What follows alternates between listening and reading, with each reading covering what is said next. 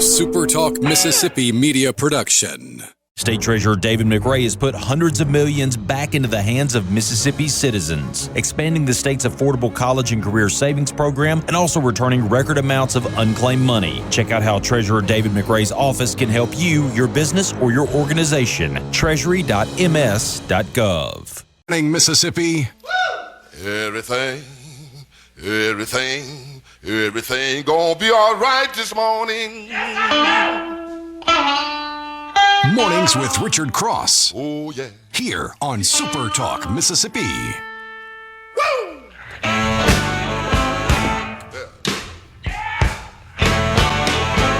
Now, when I was a young boy, at the age of 5, my mother said I was gonna be. Good morning, everybody. This is Lucien Smith in for Richard here on Mornings on SuperTalk Mississippi.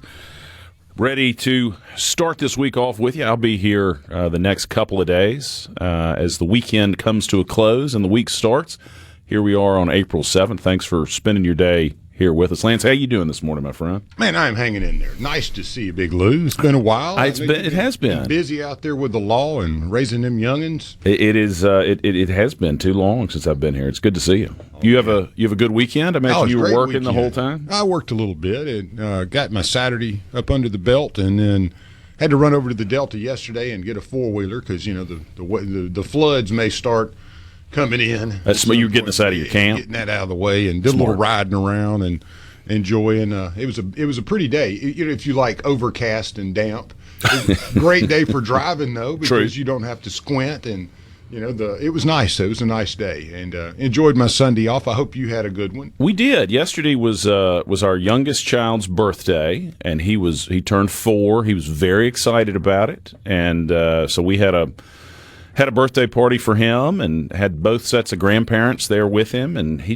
had a big old time. That we went to one of these places that it's a brilliant business idea. They've got the bounce houses, which I'm sure costs next to nothing in a giant warehouse, and you pay not next to nothing to be able to come in and have your kids jump in all these deals. But it made for an easy birthday party, and he had a great time, and I think the kids who came had a great time. But it made for a good Sunday afternoon. When my nephew and niece were of that age, the jumpy, bouncy birthday parties were always fun. Oh, yeah. Especially when you went to one that was industrial quality. Yes. Where a guy like my size and my brother-in-law, who probably outweighs me by about 40 pounds, maybe 50, his brother, we're pretty big guys.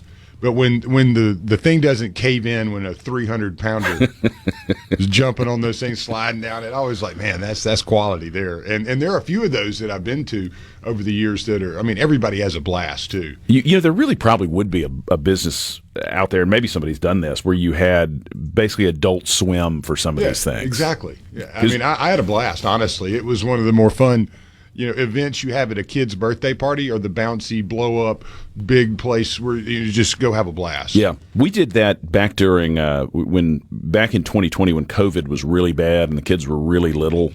We went up to Starkville for a little while, and we're just trying. You couldn't do. It was during the time period where they were saying don't be around anybody, and even the conservatives were saying don't be around anybody. Yeah, everybody was locked down. And we ended up renting a bounce house because it was just something for the kids to do. It was a couple $100, and somebody came and installed it. Install it, plug it in, let the thing blow up. But it gave them something to do other than just keep staring at the wall and trying to get some activity. Yeah, kids, birthday parties. Mine were in mid-August. It seemed like for the longest time we were almost going back to school. Right then. Yeah. And it shifted over the years where, the birthday party in the middle of the summer was always kind of weird because, if you played sports, you still got to see all your buddies. Right. But you didn't get to see 90% of the school. So having a birthday party in the summer was always like the baseball team. I always kind of miss that. Yeah, having one during the season, during the year. Where you got to see everybody and have like an invitation and a big deal. But yeah, it was always like, oh yeah, man, let's just invite the baseball team. Yeah. Well, you kind of have to during the summer. It changes up. I feel bad for kids with the summer birthday party. The summer birthdays, because I think it makes it harder to get those things together. When you're little and it's not, my older ones have gotten to the point where you're no longer inviting every single person in the class. It's more, What was they have real friends. the food of choice or dessert or cake? What was there one thing the little one liked the most out of the event?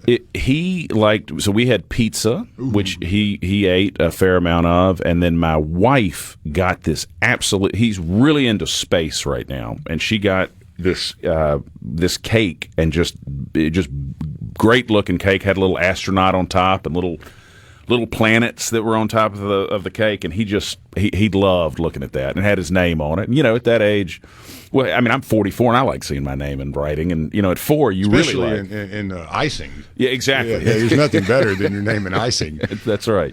So it was a good one. No space cake though from what was that, Deuce Bigelow? No space cake. Yeah. This was a simple chocolate cake, but it got eaten plenty, and I imagine it's going to get eaten a little bit. You got to take morning. some to the house. Oh yeah, no, this was a big old cake. This cake survived. A sheet cake. It was round, but it was sheet cake that had been cut. As I think that's how you got from here to there. Have you ever actually seen or witnessed an expert cake maker? Only on TV. Yeah, I've seen a couple like on TV, but had a friend whose mom made amazing cakes, and it was just something to see the level of artistry and perfection. Yes, and there's and I guess you can eat your mistake if you have to with icing. That's true. Watching them do that is just really cool, and I've kind of watched a couple of the cooking. I don't really care much for like the real cooking, but if you're going to make a pastry. Yeah, I'll watch it. I mean, that's interesting to me. I love the pastry cooking. It's impressive the way stuff like that gets put together. And pastries, especially the croissant. Everyone knows I'm a big croissant fan. I didn't know that. I love a croissant. I'll eat any which way a croissant. And I'll eat them by the layer, too. Just, you pull a layer and eat one. But, yeah, I love watching the pastry folks. And plus, they get up early like us. Yeah, that's exactly right. You got to appreciate that, Yeah, it's kind of combat. In morning combat, they get up, they're fighting the dough. That's right. We're fighting, getting on air and get everything right, making it all look good for everyone when we turn on everything. So yeah, I have a lot of respect for the baker. I like that analogy because I don't think I'm ever going to be baking a croissant, but yeah. I can bake some radio from time to time. I know where to buy the croissant. My wife, the first year we were married, she loves to bake, and I'm like you. I love eating. I mean, I love croissants. Mm-hmm. And so she made croissants from scratch for my birthday the first year we were married, and they were fantastic. But it really was one of those things that so much work went into it that I thought, and she did too. You thought this, even though this is great, it is such a sweet gesture. It was like 2 days of work. I mean, she was, tinting the dough inside of something I don't understand the science of it. No, I don't either at all. I don't know how they do what they do other than they're really good at it. Yes. And I'm going to buy them. Right. That's my specialty. I found a very good bakery around here, and I bought, again, this week, like payday comes on a certain day, and then I go to the bakery, like, 4 ham and cheese croissants, the chocolate croissant. Send me one of those, 2 of these, 3 of those. I love a chocolate croissant. Macaroon, the macaroons they had were amazing, like dark chocolate bottom and that fluffy, coconutty, whatever it is that makes it work. Oh, man. Maybe we should see if whoever runs the bakery you're talking about can come on this week and talk to us about croissant making. We'll have to get with Cammie, and maybe we can have some demonstrations. They're like, you've been here a couple times in the last couple weeks. I'm like, I just found this place, and thank goodness to the Garden Mama. She knows all the good stuff. And we've been trying to kind of meet there and go eat some and get some coffee for a few weeks, and finally hit where we were able to meet up and go do that, and I was blown away. And so obviously went back, at payday and spent about 1/10 of the paycheck, in pastries. Well, you want to support those places because they're, the people who know how to do it. It's a skill, it's a labor of love. And it's good for Mississippi to have those kind of places, but they only survive if we go spend some money on them. Brother, let me tell you, too, the other side of that is the sweets, the chocolates and things. They're so cool. There's several that I wouldn't even want to eat. They're so pretty. One built kind of like a pyramid in gold. I mean, everything was edible, but I was looking at these sweets going, are you kidding me? I'm not eating that. I don't care if it was free. It's too pretty. Some of those things are. They're like little pieces of art. It was like a little artwork piece. It was almost like a Hot Wheel. I've found I'm able to get over that hump. You can do that. And eat that thing. Well, y'all, if you want to be part of the conversation, you can hit us up on the C Spire text line, 601-879-4395, and we'll wish a little birthday to Kyle Card, who's a super fan of the show. Hope he has a very happy birthday. Well, we got some today. good birthdays, but it's a big day today because it's National Beaver Day. I missed that one. I have this for you. Nice beaver. Thank you. I just had it stuffed. Let me help you with that. So, yeah, I had to. Some classics right well, there. it's funny because I made a morning, reference to that like middle of the week last week, the Naked Gun. We got on a Naked Gun conversation, and they're redoing Naked Gun with Liam Neeson as Jr. Yeah, as Frank Drebin Jr. Dave Hughes turned me on to this. My mind's still blown with this reality, but it's funny how on Monday that's National Beaver Day, and I get to put out a Leslie Nielsen quote, one of my favorite people of all time. Well, very well done. Y'all, this is Lucien Smith here on Mornings on SuperTalk Mississippi. Stick with us. We'll have more coming up after this.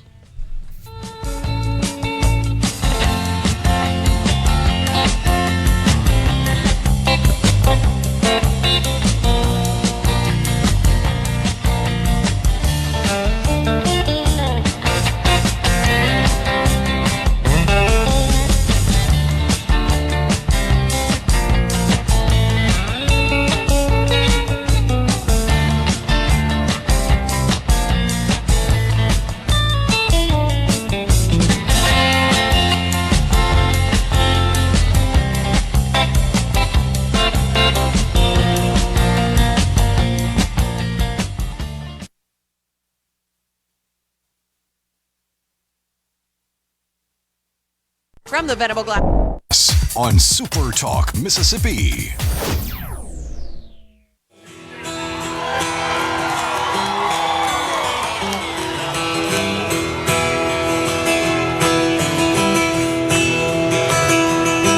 Well, preacher man talking on TV, cutting down my rock and roll.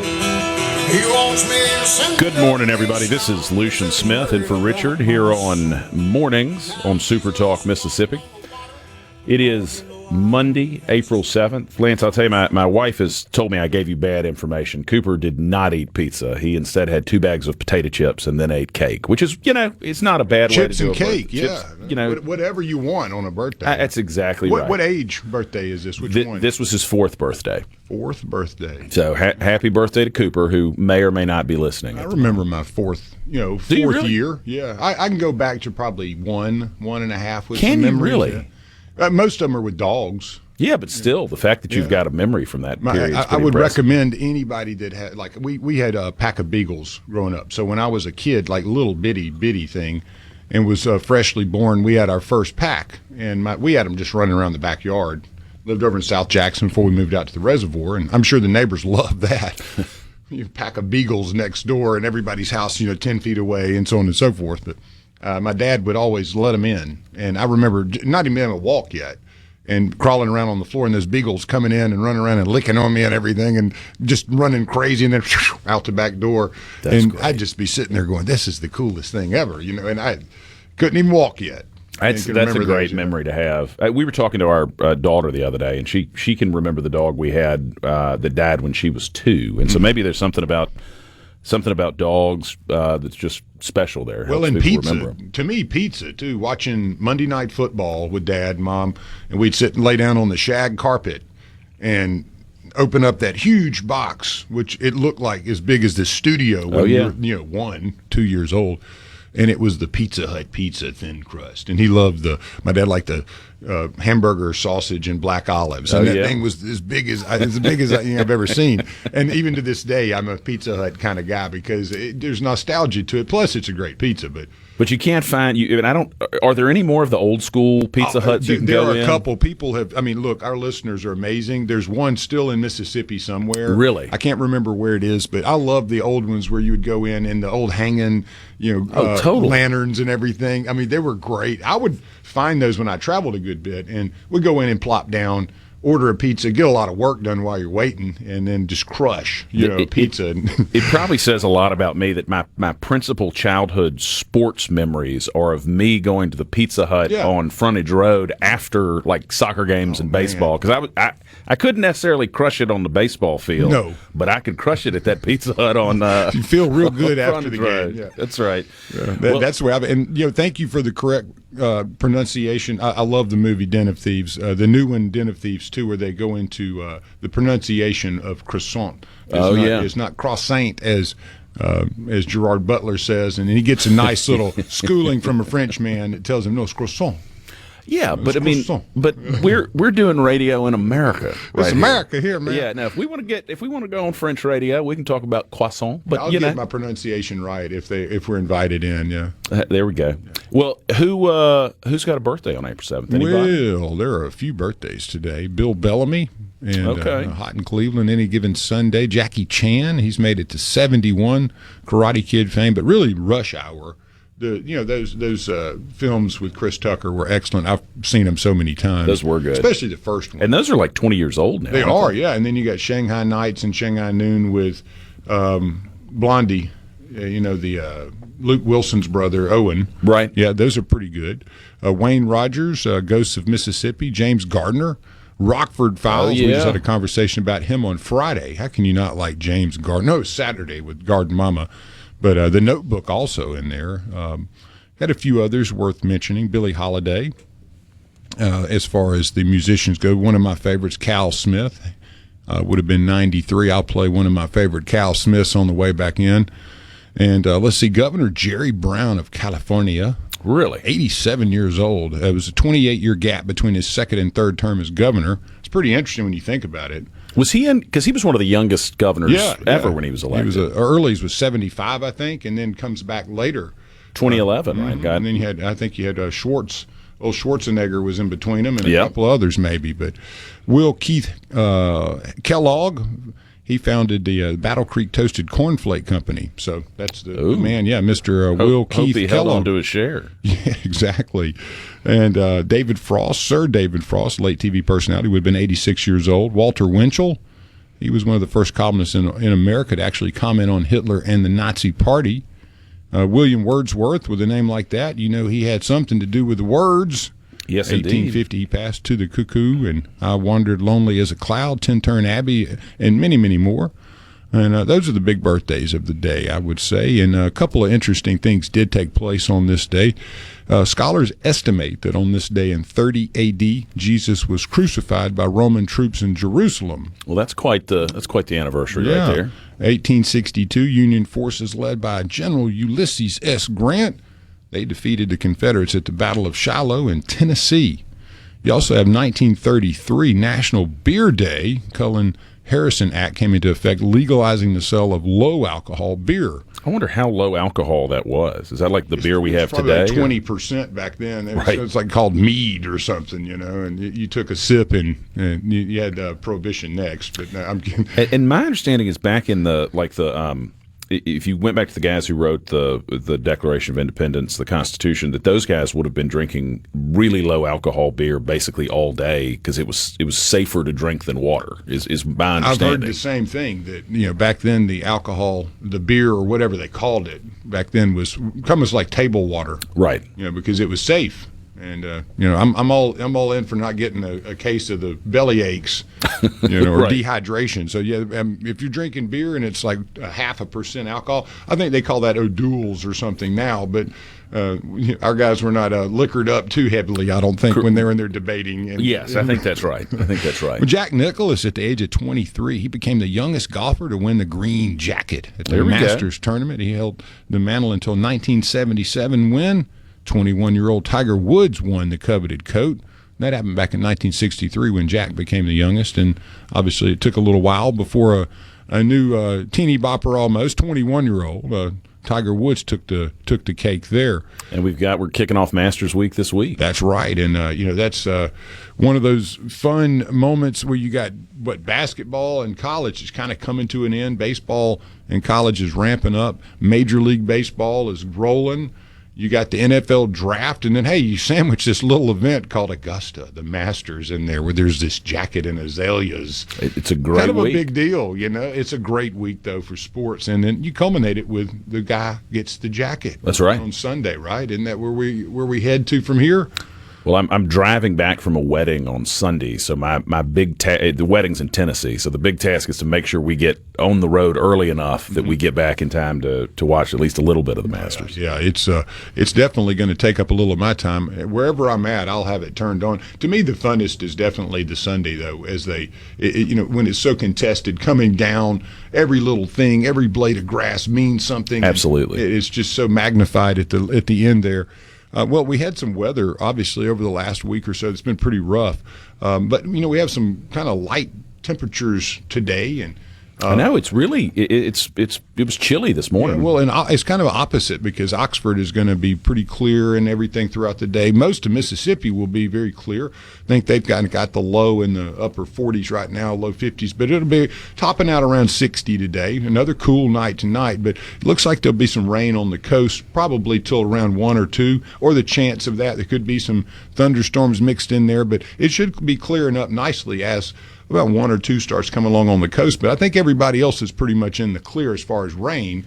But it will be cool today, and it will get up to around 60. So if you're not leaving the house yet and you want to pack a windbreaker, you might want to do that. It'll be a little cool out there today. So. Yeah, it's surprising because it's April. So when you do gardening every Saturday, you have this mindset where you don't tell anyone, plant this right now. It's kind of like wait for Easter. Right. Be patient because a lot of times you'll get that little cold snap. I don't perceive that we're going to have any freezing in there. But, again, I'm not Poor Richard's Almanac. I would just be careful. But, if you're out planting and stuff right now, just be safe. Know your zones. Know, you may get a little something cool this week, unexpected in the northern part. But I doubt, seriously, we're going to get under the 40 range. We got to worry too much, but should be good to go. With you. But you got to enjoy this. If you like being outside, enjoy this time because this is the last little snap of cold. Probably, you're right. There could be another one, but in all likelihood, 2 weeks from now, we're going to be talking about how blistering it is to be outside. It's a tiny little window. I was riding around yesterday on the four-wheeler, the old 1989 300 4-tracks. The thing does 1,000 miles an hour. It's my favorite. We've had it since 1989, and it's. I was out riding around with kind of lightweight wear on, and I was getting a little cool, and I told myself mentally, I go, absorb it, because you're going to be wanting this cold air, here in a month or two. Exactly. And I did. My body just accepted it, and I wasn't cold anymore. So. Well, and last week we had some days that were slap hot. Oh, man. I mean, I was walking outside and thinking, what happened to the cool weather we had a few weeks ago? I was peeling stuff off last week. Will you all stick with us? This is Lucien Smith in with Lance here on Mornings on SuperTalk, Mississippi.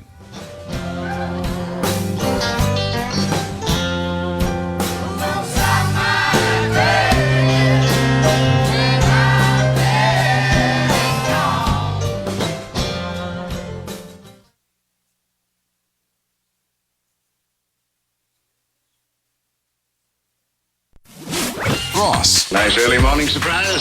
On Super Talk, Mississippi.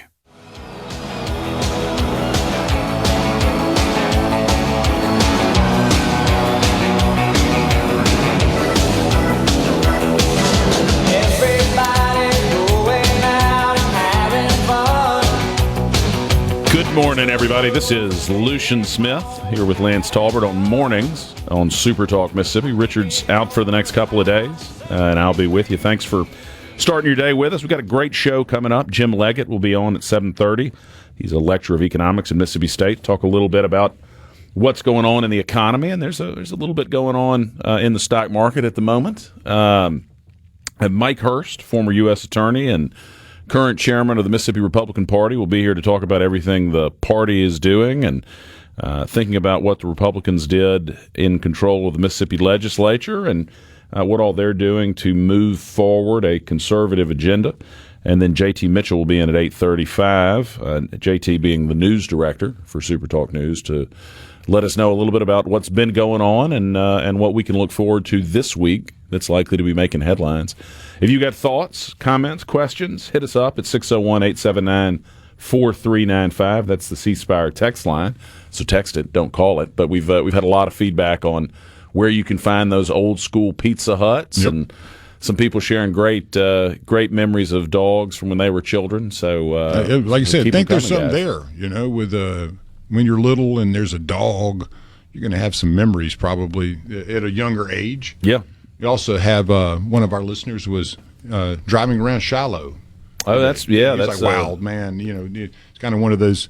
You don't prepare for it, but it happens moments, and you just got to appreciate those where you just happen to be in the vicinity of something that was great and happens to be that kind of anniversary. Yeah, definitely. Well, you got any sports news for us? Deportes! Yes, there was a few things that happened this weekend, but one that was very notable, the UConn women's basketball team won their 12th NCAA Division I national championship. That is a record, obviously. I mean, that's pretty substantial. But the last one that UConn had won was way back in 2016. They had gone on a run back in the 2000s. Absolutely. 2013, 2014, 2015, 2016. That's a pretty historic type of run there. Took them about 10 years to get back and win it again, but that gives them their 12th. Beat a good South Carolina team who'd really kind of front run and been numero uno for most of the season. I didn't realize UConn wasn't still dominant in women's basketball. I guess they won last night. Yeah, they were very good, but they just couldn't seem to punch through. South Carolina, in the last 10 years has been kind of the thorn in the side of most people. They rectified that last, I think it was yesterday, 82-59. Not really a good game, as a lot of the women's games in the Final Four, South Carolina beat up on Texas 74-57 to find their way into the tournament championship, and then UCLA got beat up pretty bad by UConn 85-51. So who would have known what was going to happen in that game? But UConn wins that one substantially, 82-59. So congratulations to the Lady Huskies there, and had some big basketball happening over the weekend as well on the men's side. Kind of figured out who's going to be in that big game tonight, Florida versus Houston. Duke seemed to had it kind of locked down and didn't really push the pedal to the floor there at the end, and allowed Houston to come back in there and win that one 70-67. The other side of the bracket, another really good basketball game. Auburn looked like they were going to salt it away, and then second half, Florida says, no, we're not going to let you do that, and played probably some of the best basketball of the season they had played to take down the Tigers of Auburn 79-73. So that will pair up the two teams in San Antonio, Texas tonight. 7:50. Florida looks like about a 1.5-point favorite right now. Should so be really, it's a toss-up. Yeah. It'll come down to the last couple of seconds, maybe. And it's going to be decided by whoever scores more points. Yeah, it's funny how that works, isn't it? Yeah, CBS ball game. So that rounds out the basketball side of things. You had some baseball on the college side that happened this weekend as well. Ole Miss took 2 out of 3 on the road in Kentucky. They had a doubleheader on Friday trying to beat some of the rain, and they were able to do that. Lost the first one 5-4 in a 10-inning game. Won the second one 3-1. And then took a 12-inning W on Saturday 5-4 to take the series. So that was a big weekend for Ole Miss. They look really good. I mean, Kentucky's a team that doesn't make a lot of mistakes. They forced them into making a few mistakes, and Ole Miss was able to take full advantage of that this weekend, and that's baseball, guys. I know a lot of you folks love those 18-7, 14 home run games, but this was one of the ones where if you're going to be a good team, you got to go out and win the tight ones. Mm-hmm. And Ole Miss showed you that they could do that this weekend on the road, so a huge weekend for them. Mississippi State had a very good weekend as well. They were in Starkville, kind of needed to right the ship a little bit. It'd been rocking. Looked like it might tip over any time. And no. They got beat on Friday 7-3 kind of handily. But that didn't deter them. They came back and won the other two 11-4. Nice game. And then blanked South Carolina on Sunday 6-4. So pitching really showed up this weekend.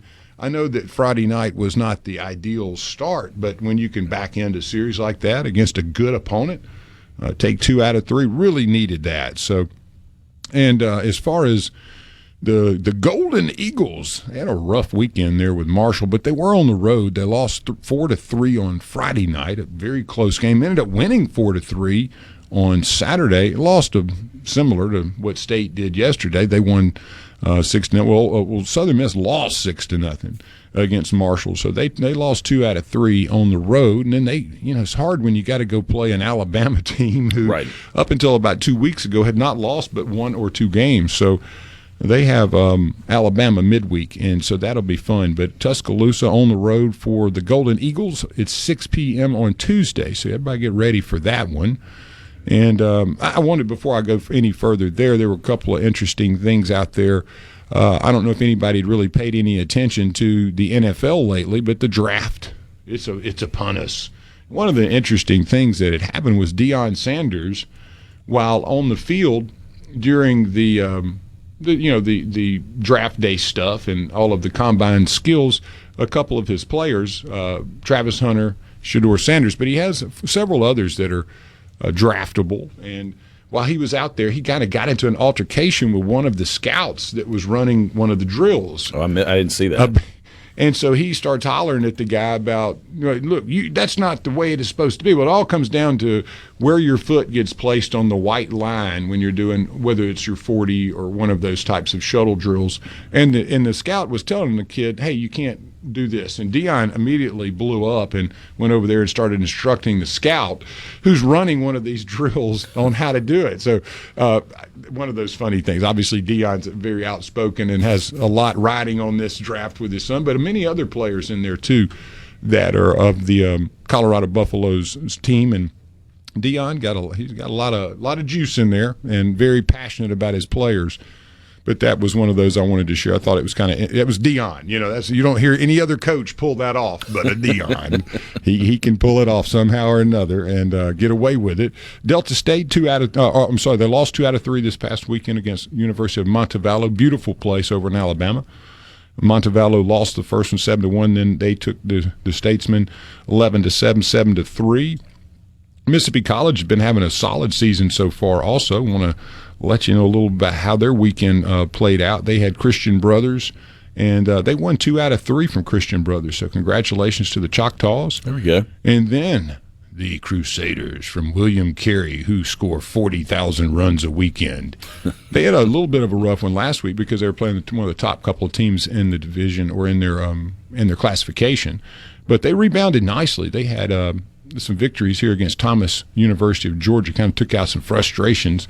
They started out the week with a W against Louisiana State of Alexandria of 6-0 on Wednesday. Then they blanked the Thomas University out of Georgia, won all 3 of those games. So congratulations to William Carey and having a wonderful weekend on the diamond. And then high school baseball, looks like Magnolia Heights is going to stay at the top of the ladder here, 23-4. Lewisburg is right at 16-4. Ocean Springs, Hartfield, and Oak Grove will round out your top 5 there. Madison Central not far behind there. They're 6th. And so that's where we are with the high school scores. And when we have junior college, we're going to cover a couple of these teams pretty quickly here that are having amazing seasons so far in the junior college baseball ranks. And that is Pearl River Community College at 33-5, 13-1 in conference. East Central Community College, 31-7, right behind Pearl River. They're at 13-3 in conference. And then Jones, 13-3 in conference and 27-8. So that's going to be your leaders right now in junior college baseball. And that's about what I have for sports, unless there's something else out there. I know there's always news. Vladimir Guerrero's Jr., I think, is getting a big deal. 14 years, $500 million for Vlad Jr. in baseball. That's a mega deal. That is a mega deal indeed. 14 years, too. I mean, you're banking on it. I want to lock him down for 14 years. You don't hear that too much anymore. Has Mississippi always been that dominant in junior college baseball? Oh, definitely. Okay. Yeah. I mean, amazing level of talent. And Mississippi, I know people say, well, Florida is a baseball. Yeah, well, Mississippi doesn't have near the number of players to put out. And you look at the talent level, I mean, you got 3 kids just out of prep that are, some of the tops. And they're either prospects or players in the game in Major League Baseball. So, I mean, that ought to tell you that's just one school. Well, we've talked about it before. I don't think there's a better state to be a baseball fan in than Mississippi. No. Well, Spain, you're a state fan. You know what that place is like, a palace up there, man. Come on. Y'all, this is Lucien Smith in for Richard here on Mornings on Super Talk Mississippi. Stick with us. We've got a lottery update coming up next. My master taking I've been living life by the drive.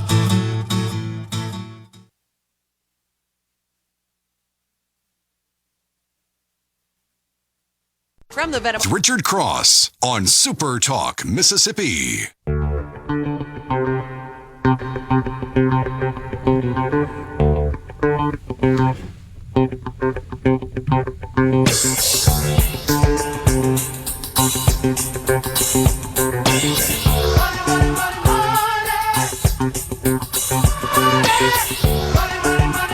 Good morning, everybody. This is Lucien Smith in for Richard here on Mornings on Super Talk, Mississippi.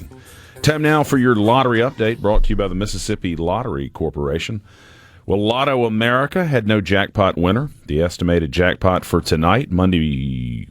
Ooh, is this week's? No, there's a. Yeah. Well, I think we've got it says April 7th at the top up there, so I guess the last one. There's a jackpot tonight, but I'm not going to tell you what the number is, but it's more money than you got right now, so you ought to think about playing it. The numbers from Saturday, April 5th were 17, 26, 37, 40, and 51. The star ball was 9, and the all-star bonus multiplier was 4. Well, Powerball, no jackpot winner yet. Estimated jackpot for tonight, Monday, April the 7th, is $54 million. Estimated cash on that, $26.1 million. Numbers from Saturday, 4, 23, 30, 46, 62, Powerball of 2, Power Play multiplier of 4. The double play numbers from Saturday, April 5th were 10, 16, 20, 48, 51, and the Powerball was 5. Well, Mega Millions, no jackpot winner yet. It's up to $54 million. There'll be a drawing tomorrow. The estimated cash value on that, $25.7 million. The numbers from the Friday drawing, 11, 28, 35, 37, 69. Mega Ball 25, Megaplier multiplier of 2.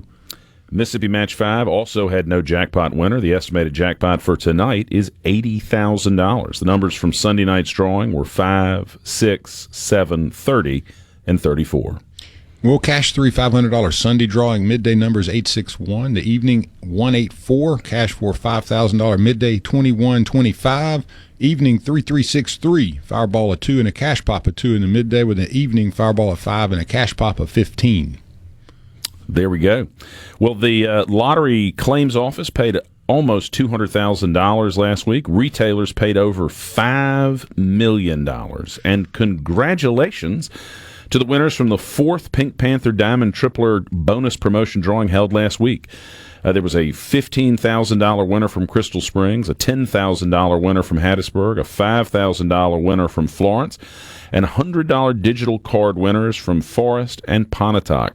Winners will be notified via certified mail. The next drawing is Thursday, April 17th, and you have until 11:59 on Monday, April 14th to enter your non-winning tickets. Plus, all entries go into the final second chance promotional drawing for $100,000. Check out mslottery.com for full details on draw dates, rules, and prizes. Amazing. You nailed that, didn't you? Thank you. It was the first time I've read it. Well, the Piggy Bank Bucks, you got the $1 new scratch-off games in the retailers, a classic game with a tic-tac-toe play style. You can win up to $500 on that one. $5 Gold Bar Bingo, a bingo lover's dream with a top prize of $75K. Then the $10 Spectacular Riches, a scratch-off with bonus chances to win, and a grand prize of $200,000. Those are the new April scratch-off games available at retailers.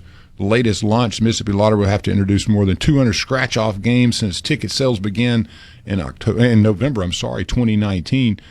And those new April releases are the ones I just mentioned. And all instant scratch-offs are eligible for a lottery second chance promotion. Enter non-winning tickets at www.mslottery.com/second chance for a second chance at the game's top prizes. And you can also go to get more information at www.mslottery.com. Well, the enhanced Mega Millions game is here. The first drawing of the updated game is tomorrow. There will now be a built-in multiplier on every play, boosting non-jackpot prizes up to $10 million. No more break-even prizes. Every win is worth at least double your play.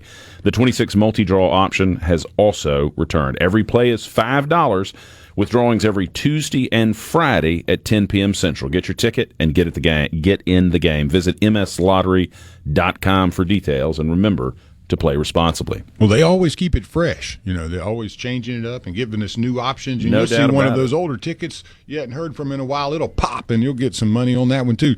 A couple of those old president heads, Jackson and Monroe and all those guys, you'll see one of those hit every blue moon. But there we go. Got some cash for winners. Hillsborough man, $845 richer on a Forest Red Apple ticket from Texaco and Forest, and a Drew man, $1,350 in riches from the Double Quick 7 in Ruleville, and a Saltillo woman, $2,700 in winnings on a ticket from Quick Stop 37 in Saltillo. A Jackson man won $1,000 on a ticket from SKS Food Mart in Jackson, and a Pattison woman won $2,500 on a Cash Pop ticket from Food Mart in Vicksburg. Match 5 winners, a Raymond woman and a Richton woman, both won some money there. The Raymond woman, $800, and the Richton woman with $1,000 in winnings.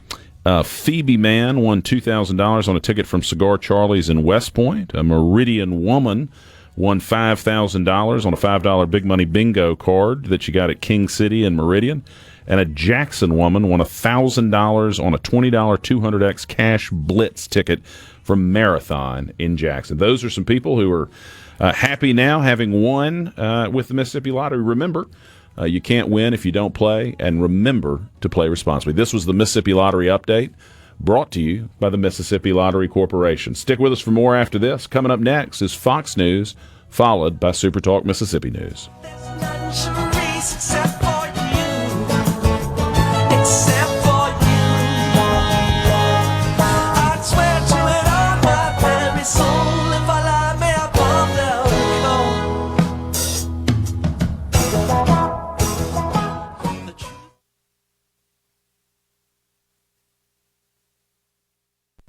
South Communications, its management, or advertisers.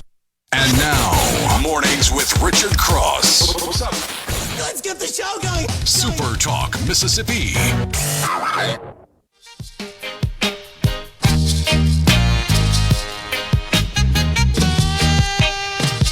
Woke up this morning. Good morning. Good morning, everybody. This is Lucien Smith in for Richard here on Mornings on Super Talk Mississippi. We're in the second hour of the morning show, and this hour is brought to you by NWG Employer Services. Running a business is tough, and if you're struggling with HR, benefits, and payroll, you're not alone. That's where MWG Employer Services come in. They can provide a full range of employer services plus a custom plan that fits you.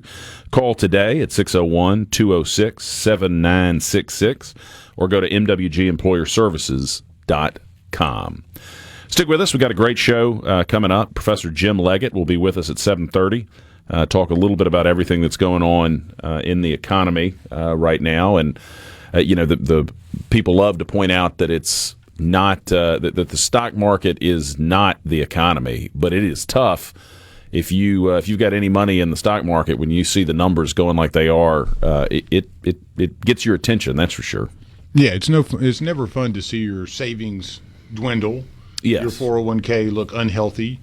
There to be uncertainty, in the world of you're saving, you're working, you're trying to salt it back so you can look at retirement one day. And those that are retired, it's even worse because there is no way you can just jump back into the work world and earn more money. So, but hopefully, if your plan is to retire in the next year or two, you're not 100% in stocks, and so this hadn't hit you as badly as it might have. But there's no doubt there are a lot of people who probably aren't as diversified as they should have been in terms of asset classes, who probably are hurting pretty badly right now. It's always a guessing game too. You never know. It's when you're looking at portfolio management and making sure you're not overexposed here or there. You always have those models, the capital preservation. You have growth and income and those things. And so in these moments, these are the times you're looking at capital preservation, right? And hoping you hold on to what you have. I know it looks bad in the market, and reasonably there's going to be a lot of pain there, I would imagine. Absolutely. Because you're trying to get rid of a system that seemingly has been inefficient, and money has been going all over the place, not to what is helping you and I, but a lot of folks that probably shouldn't be getting the money, as we've seen, have been enriching whatever it is, program or entity.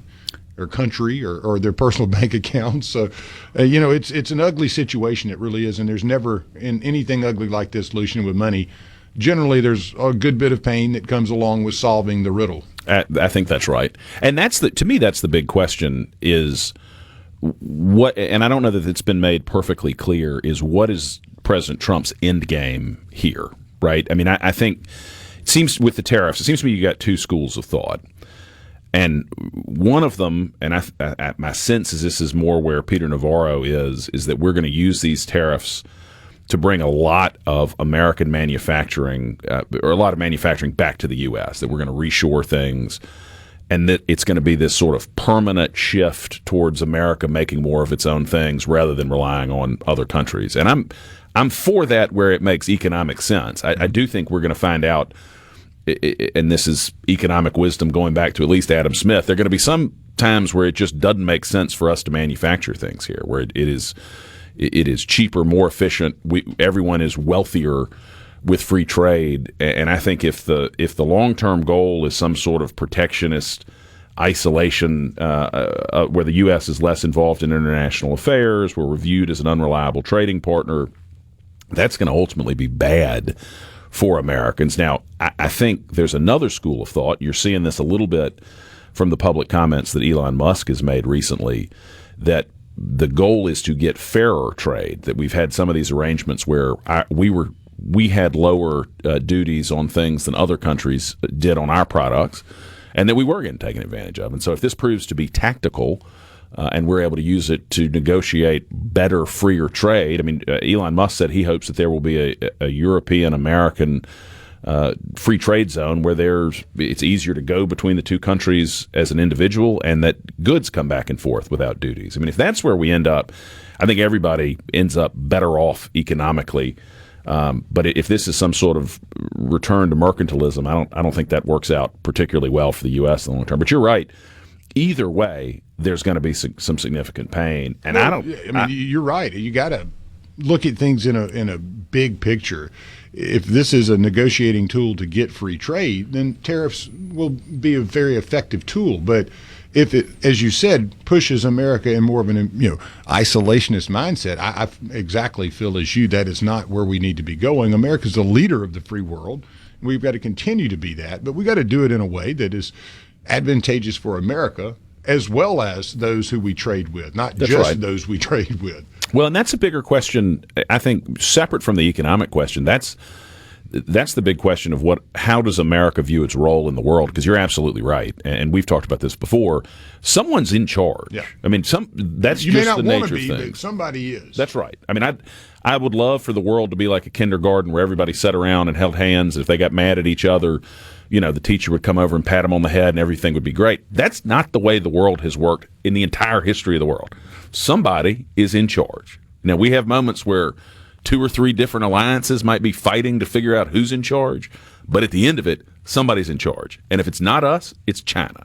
And so the question is, do you want the world to be run by the Americans, or do you want it to be run by the Chinese Communist Party? And I tell you, it's better for everyone in the world, American or otherwise, if we're the ones who run things. Yes, and you've seen also in the last week, you've seen India and America announce a much larger trading partnership with each other. India is a country of 1.2 billion people. That's right. It's a huge economy. About half of it is unregulated.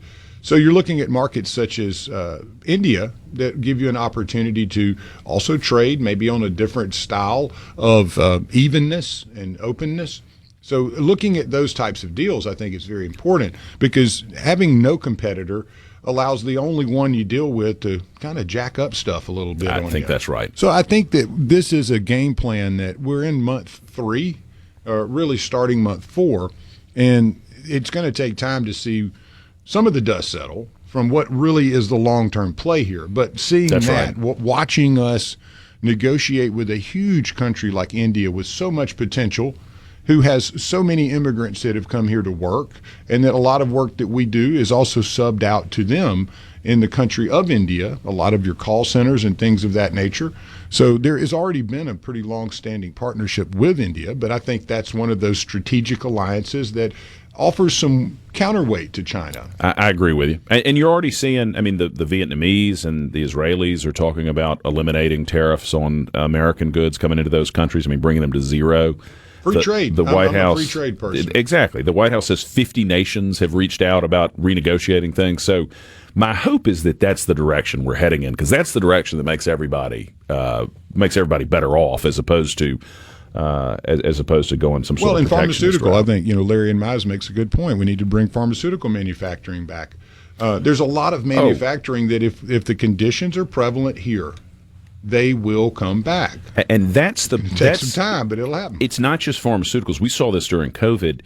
The amount of personal protective equipment that we're not making here, where we were literally having, I remember masks. You were getting exactly the masks would come, with Chinese writing. They didn't even have English writing because I wonder if there's some, we weren't manufacturing. Bird flu involved, in the mask. Exactly. It's just you never know, but that is stuff we do need to reshore and we need to be tactical about. But I'll tell you, I don't think the stock prices are even where the biggest pain is coming during this period of it, because in the long term, the stock market comes back. 10 years from now, the stock market is going to be worth more than it is today, period. My guess is a year from now, it's going to be worth considerably more than it is today. Where I think the real pain point is going to come is in the price of goods, because there are so many foreign components, even things that are manufactured here.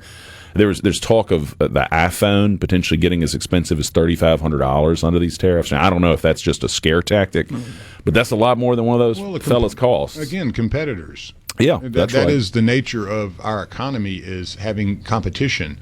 If a producer prices itself out of the person's back pocket, then you go find an alternative. That's right. And that's what we hope to see, is alternatives pop up that maybe are organically grown here in this country, or maybe they're a little more advantageous in those trading partnerships. Maybe it even has an opportunity for people like Apple to look at how they're doing business, and is it going to be better to maybe partner and deal with countries that we have free trade with. Yeah. So I think it's a renegotiation, and it's very difficult to see the light at the end of the tunnel when you're in the middle of the negotiation. Yes. Sometime it just doesn't look good. And when the Dow's at 38,314's dropped several thousand points, a lot of people are sitting there going, this doesn't look good. When you've lost a fifth of the value of your 401k in a few weeks, that'll freak you out. But again, I think the big pain point is going to be the cost of goods, because over time, as this settles out, the market is the market's going to come back. And you got a lot of borrowed money floating around, and you still have some pent-up COVID.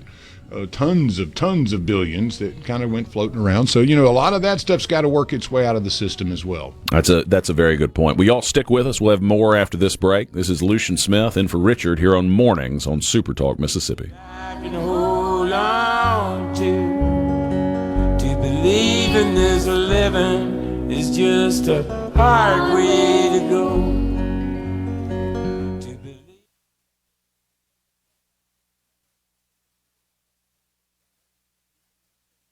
From the Venable Glass. SuperTalk Mississippi.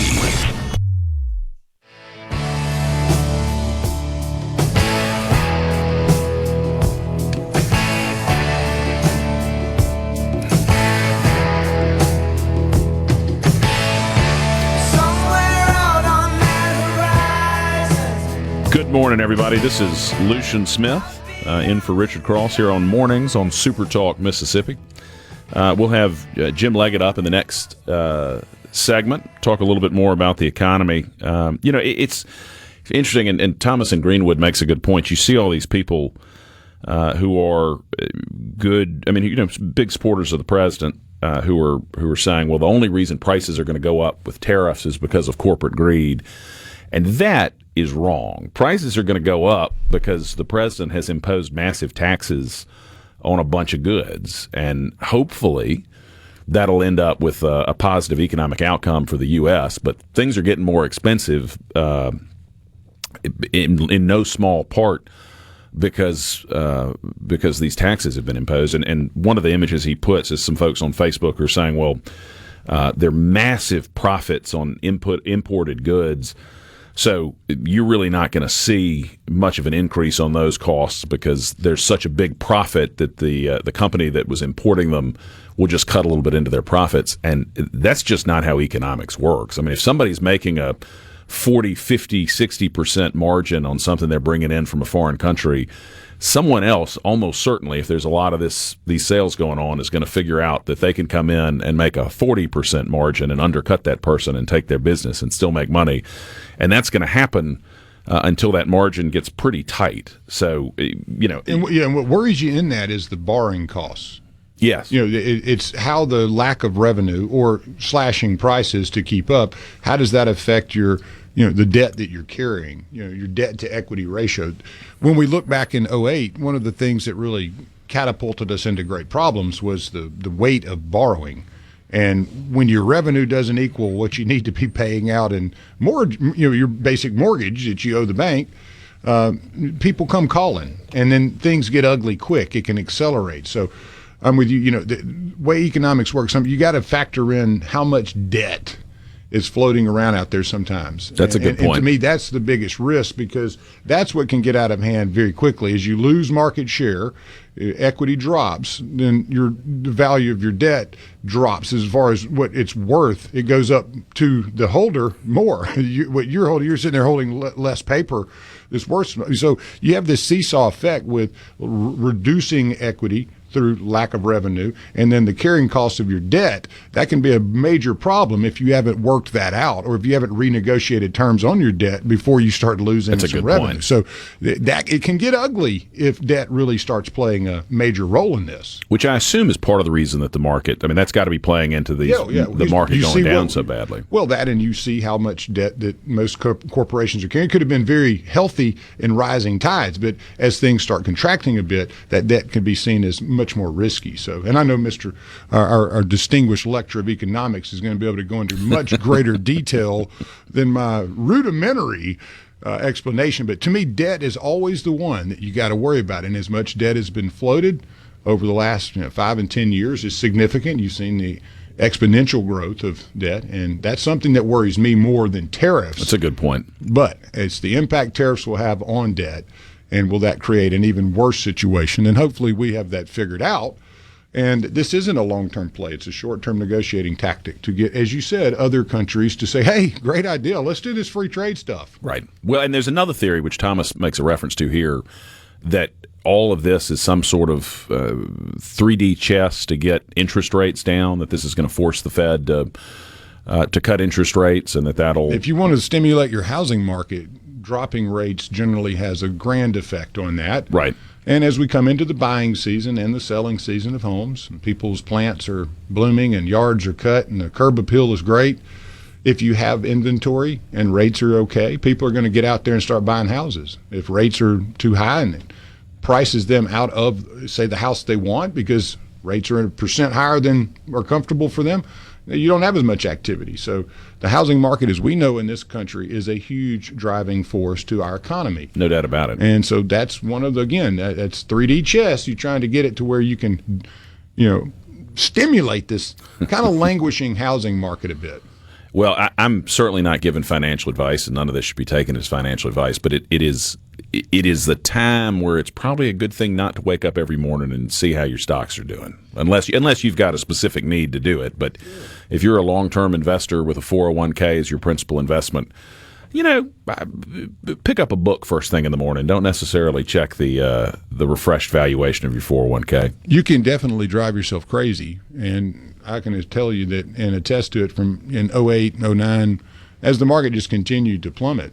You're looking, where's this thing going to go? Right. Because there were so many predictions. Oh, it'll settle here. It'll settle there. And it just didn't. It just kind of kept busting through those support levels. But then you look at companies that grow on great fire sales. I mean, British Petroleum was one. And AIG, all these, there's a lot of great companies out there that if you really dig into the fundamentals, you look at the, how the business functions, there's some out there that are going to do just fine, even though their stock price are going to get slashed.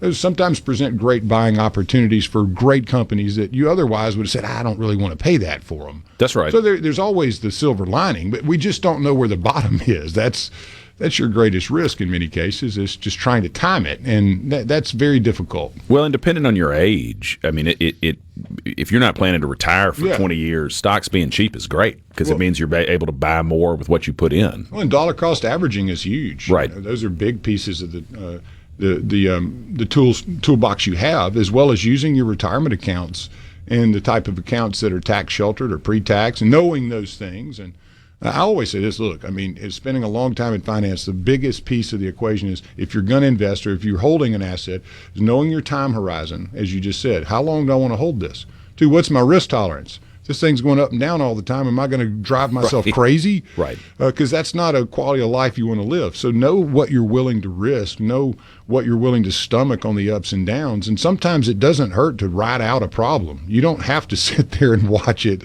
You know, that's not. Now, I'm not telling you to go sell everything you have. I'm saying, but if it's too tough to stomach, don't pain yourself there. You know, Either don't look at it or walk away from the market for a little while.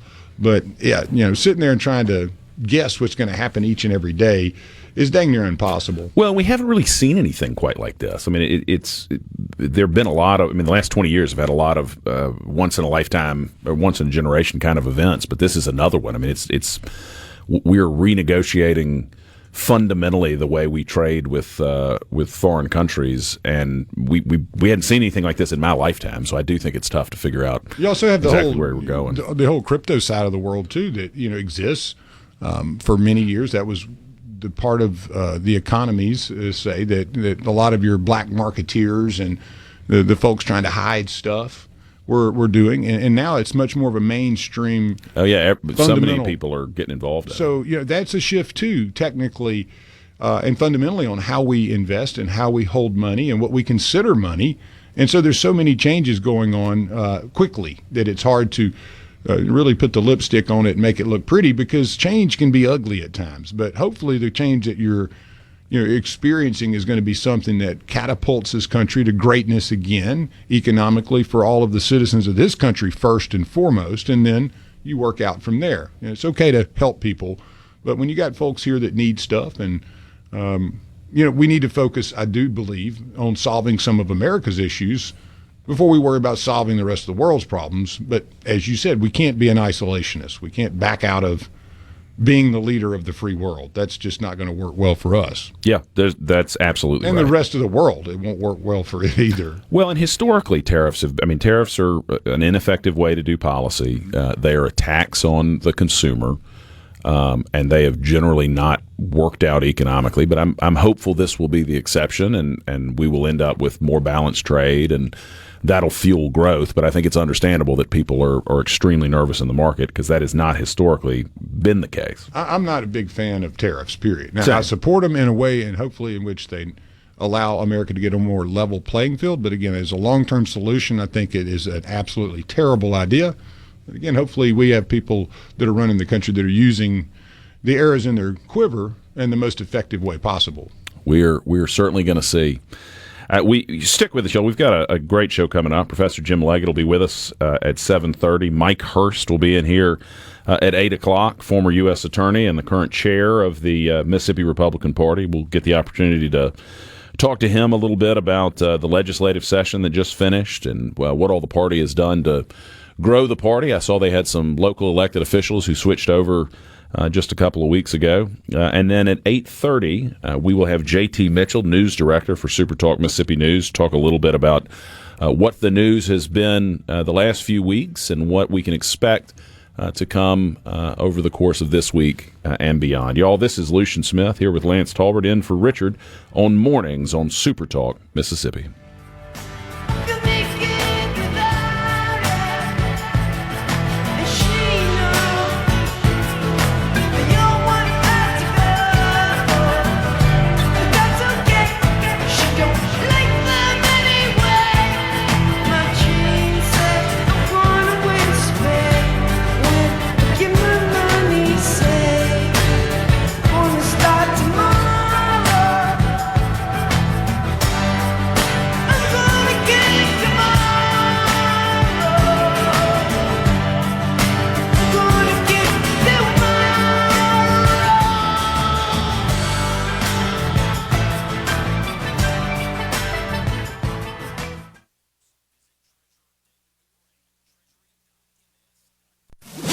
News, where your health matters.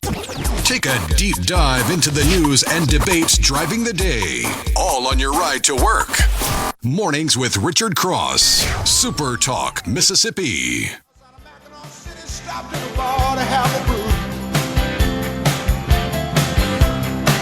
Met a girl and we had a few drinks, and I told her what I decided to do. She looked out the window a long, long moment, then she looked into my eyes. She didn't have to say a thing. Good morning, everybody. This is Lucien Smith in for Richard Cross here on Mornings on Super Talk, Mississippi.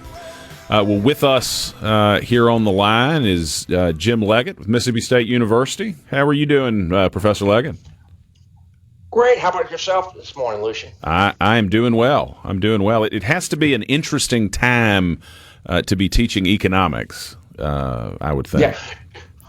Yeah, like I sometimes tell my students, the good news is you can often find stuff about this stuff in the Wall Street Journal and the media outlets. But that's also the bad news, because no one cares about the dismal science when things are going well.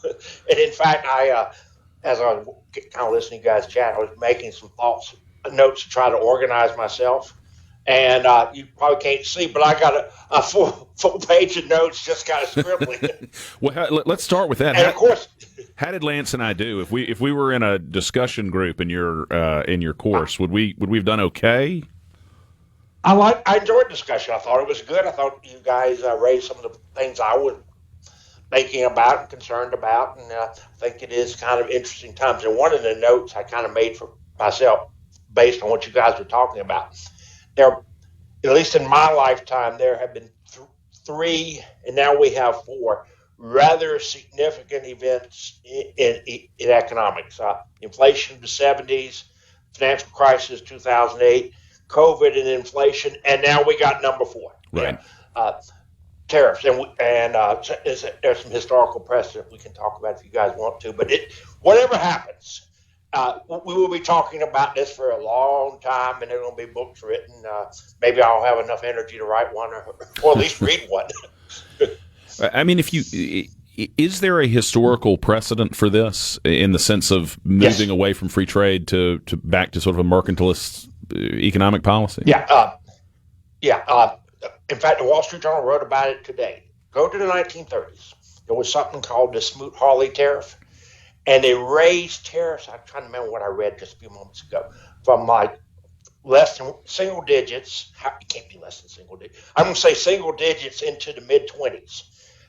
The story was kind of the Great Depression. Our industries are getting clobbered.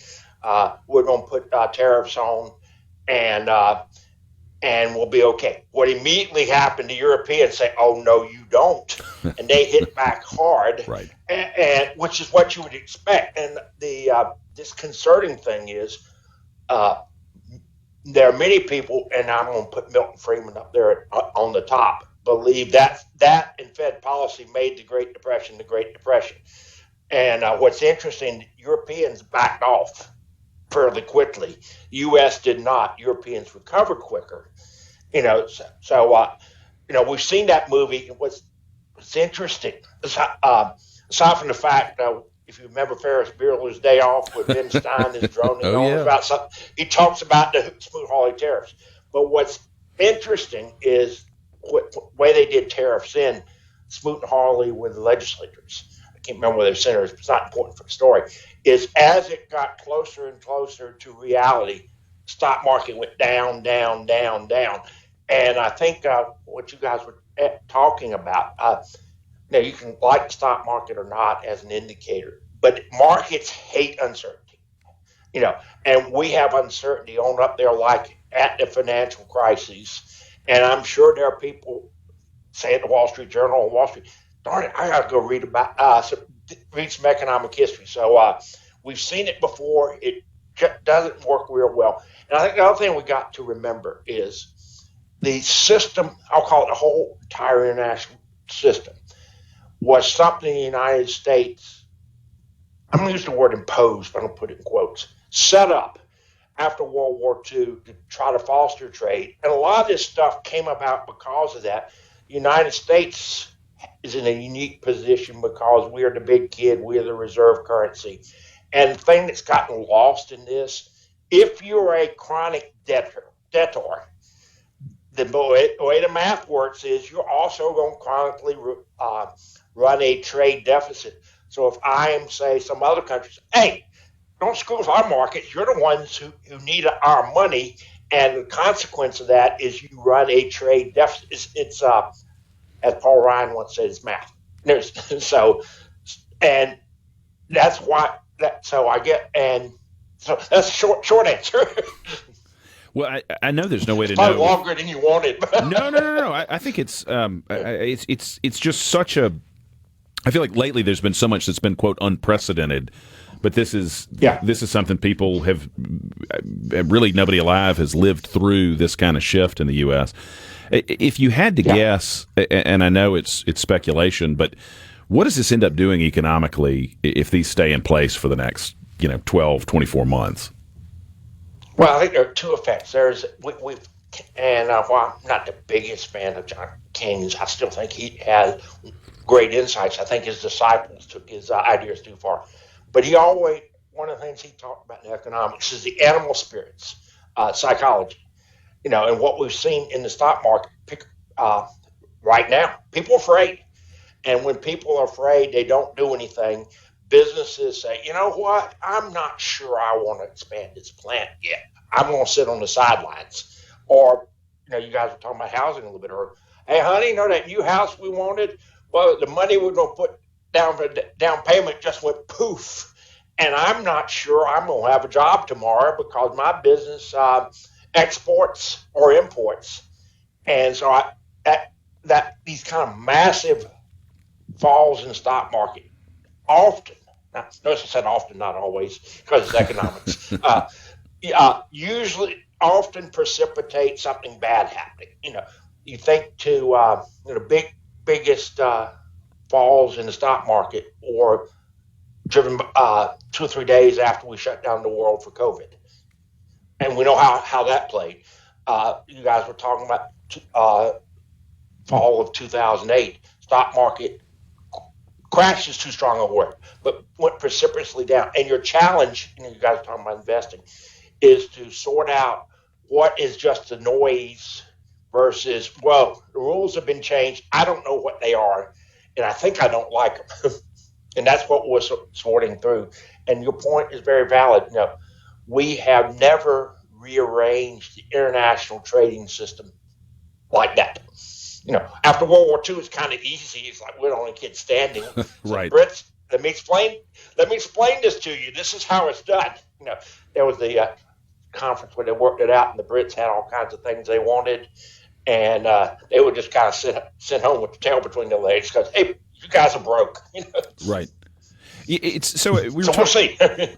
It seems like my sense, and this hadn't been so explicit from what I've seen, but that there seem to be two schools of thought in the people who are around the president. That one group, I think, wants to use these tariffs as a way of renegotiating trade deals that are in place, having freer, fairer trade, and then another group that kind of wants to go back to the 1950s in terms of most things being manufactured in the U.S. and fewer imports. And I'm curious how realistic you think it is for us to return to that second model where we're manufacturing more, much more in the U.S. than we do currently. I think it's unrealistic. That comment, I think the Secretary of Commerce said, well, people putting million screws in iPhones, and we want those jobs to come to the U.S. Now, I'm going to say, no, you don't. Those are low-skill jobs. And like it or not, the world of the 1950s is not coming back. Right. And I think something that's missed about this manufacturing discussion, U.S. share of manufacturing for about the last 50 to 60 years, it's been around, I'm going to say it's 18%, but it's a constant number. But the economy's gotten bigger. So it says, okay, we're still making stuff, but you're doing it with less people. And unless you're that auto worker that's been unemployed, it's good for everybody else. And I'm kind of okay with people in China taking little screws and putting them in iPhones as long as we're doing AI stuff. Now, what we got to be careful about is, I think you kind of stumbled across that, is manufacturing. It's important, but the future is AI and stuff like that. China's investing heavily in AI. They may say, okay, you can put the screws in the iPhones. We're going to do the AI. Some fellow was writing, Thomas Friedman was writing about that. And they took him around to where they're doing a lot of cutting edge AI research, and that's where the future is. 1950s are gone and not coming back, Right. No, I think that's exactly right. And by the way, that's okay. Right.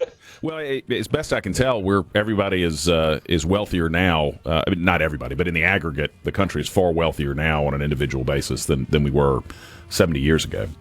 You got time to stick with us? That's an important fact to remember. Absolutely, Carl. I'm enjoying the conversation. Well, thank you. We only got through half my sheet. There we go. Y'all, this is Lucien Smith in for Richard Cross here on Mornings on SuperTalk Mississippi. Stick with us for more after this.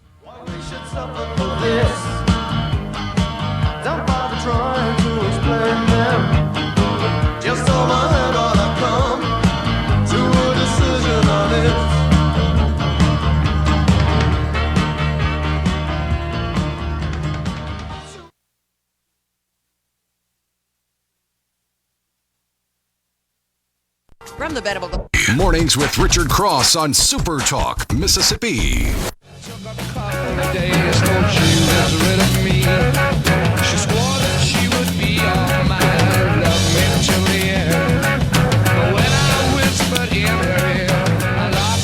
Well, this is Lucien Smith in for Richard Cross here on Mornings on SuperTalk Mississippi. Still with us on the line is Professor Jim Leggette. How do you see this playing out? I mean, what does the next 6 months look like for the American economy? It's a roller coaster. I guess the way I would kind of think about it is, countries say like Vietnam say, sure, we'll drop the tariffs, no big deal. Because otherwise, you just killed the Vietnamese economy. But the big kids will say, oh, wait a minute, no, we're not accepting you unilaterally changing the terms of the deal. And I think the way to kind of think about this is when a war starts, be it shooting, be it trade, be it price, you never really know how it plays out. And I guess the fear is somebody someplace miscalculates or bluffs and it gets out of hand. And we think about wars, price wars, and so I think we're in for a period of uncertainty, as you guys were talking about. If you're worried about your volatility in the stock market, don't look at your statement every day. Right. It's going to drive you nuts. I think the other thing you'll see when in a rising stock market, everybody thinks they can day trade and retire and live happy early after. And then when it goes downwards, they find out, wait a minute, this is hard. I just lost real money. So I guess what I would advise folks, advise is not the right word. If you're looking at what's happening, it's going to be volatile. There's going to be tits for tat. As we get into, I'll call it, these kind of exchanges, both parties, have to project a strong image for a variety of reasons. And humans being humans, you don't want to be perceived as the guy that blinked. And I kind of think about game theory, or games is a way to kind of think about it. Lucien makes a move, Lance makes a move, Jim makes a move, and then I find out Lucien didn't do what I thought he was going to do, and so it's probably it certainly will be an interesting exercise in international economic deal making. I think like most wars, typically everybody loses. So right. That's how it works. The only one that really wins is the arms manufacturer. That's a good point. So I guess it's buckle up your seatbelt, or use whatever analogy you want to use. It's storm's coming. I have no idea how it's going to end. As you pointed out, the mercantilism of the 1500s ended. That's why Spain is not a major economic player. and we'll find out whether 300 years worth of economic thought, including Adam Smith, David Ricardo, and Milton Friedman are right, or somebody else. I kind of put my money on those guys, just as I put my money on Isaac Newton for gravity. That's right. I do wonder, and I know there's no way to know this with absolute certainty, but do you get the sense watching the White House, do they have an end game in mind? It's not obvious to me. If you accept their surface words, they're looking, and you kind of touched upon it, a world that maybe never existed, but the America of the 1950s, that world doesn't exist, partially because in the 1950s, we were the only ones standing as a practical matter. And we went out our way to make sure Germany, Japan, and Europe were vibrant, partially because we already had 2 world wars. We don't want to go do it again. Right. And so I don't know whether it's nostalgia for something. I don't know. And maybe that's the problem. Not that I'm supposed to be read in on. But to your point is, what is victory? World War II is easy. You captured Berlin, you captured Tokyo. This one, I don't know what victory is other than a world that I don't think exists or can exist. And if it does, some of the more pessimistic says, well, great, you just ceded the next 100 years, a world to the economy because you started a war you can't win. And that may be the answer. I don't know. Yeah, it's a frightening time for a lot of reasons. Yeah. And then I assume we should expect the price of most goods to go up during this time. I mean, correct? Tariffs are inherently inflationary. Well, it's a tax, and that's also it's a tax on the consumers of imported goods. And I think I saw this is the largest tax increase in history. Wow. I don't know whether that's right, but it wouldn't surprise me. And then the other thing to ponder, I'm holding up iPhone. We think it's Chinese, assembled in China, as they say, designed in California, with parts from 80 countries. So what's the imported good anymore? I don't know. Right. There's not a lot of just pure American manufacturing. Well, yeah, Professor, we're talking about the 1930s. That world, you knew the answer. That's right. Well, Professor Leggette, thank you for taking the time to be with us. We're coming up on a break, but this has been a good conversation, and appreciate your taking the time. Take care, Lucien. Lance, see you later. See you guys next time. Hey, that sounds great. Y'all, that's been Professor Jim Leggette with Mississippi State University. This is Lucien Smith in for Richard Cross here on Mornings on SuperTalk Mississippi. Stick with us. We'll have Mitc Hurst, the chairman of the Mississippi Republican Party. But coming up next is Fox News, followed by SuperTalk Mississippi News.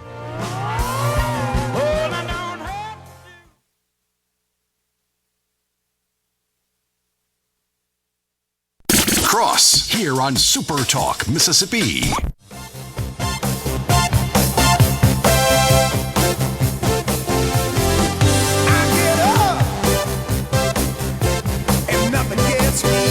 Good morning, everybody. This is Lucien Smith in for Richard Cross here on Mornings on Super Talk. With us in studio is Mitc Hurst, the chairman of the Mississippi Republican Party and former U.S. attorney. How you doing, Mr. Chairman? Hey, good morning, Lucien. How are you, man? I'm doing well. Good. Well. Appreciate your being here. Absolutely. I know you've got a few jobs simultaneously. Yeah. So I got a little bit going on. That's okay. Well, we've been talking a lot about the things going on at the national level. What sort of – I know y'all get calls regularly at the party from people happy with the Republican leadership, unhappy with Republican leadership, all sorts of feedback. But what sort of feedback have y'all been getting, if any, about the president's tariffs? We haven't been getting too much feedback, honestly. I mean, people are still excited that, I remind people, it feels like he's been in there for about 2 or 3 years already. Right. It's been 78 days. That's it, 78 days.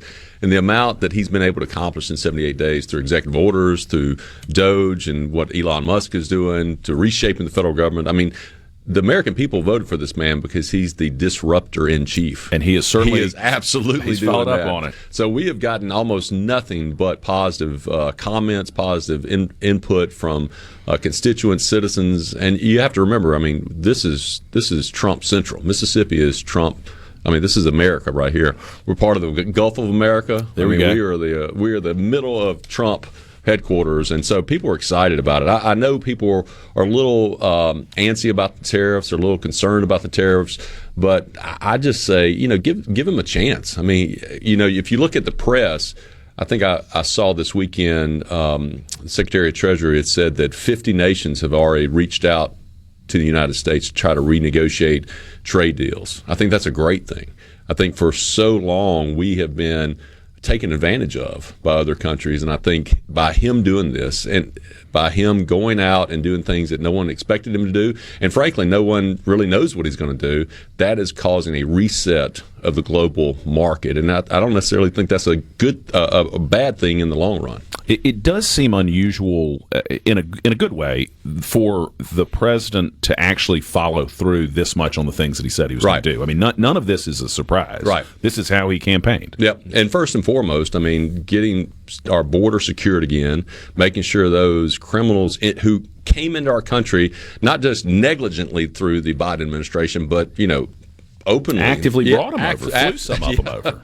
And you got a judge trying to bring them back. Right. Yeah. And like exactly what you said, doing what he said he was going to do. I think the American people find that refreshing, because a lot of times when people run, especially for president of the United States, they make a lot of promises but don't actually fulfill them. Yeah. Well, he has been just as active as he promised he was going to be. Right. And we saw some of this back after 2016. I mean, he was not sitting around trying to be a typical Washington politician after his last election. And I think there's an energy that we're seeing with him and this administration this time around that we didn't see in 2017 after he was elected.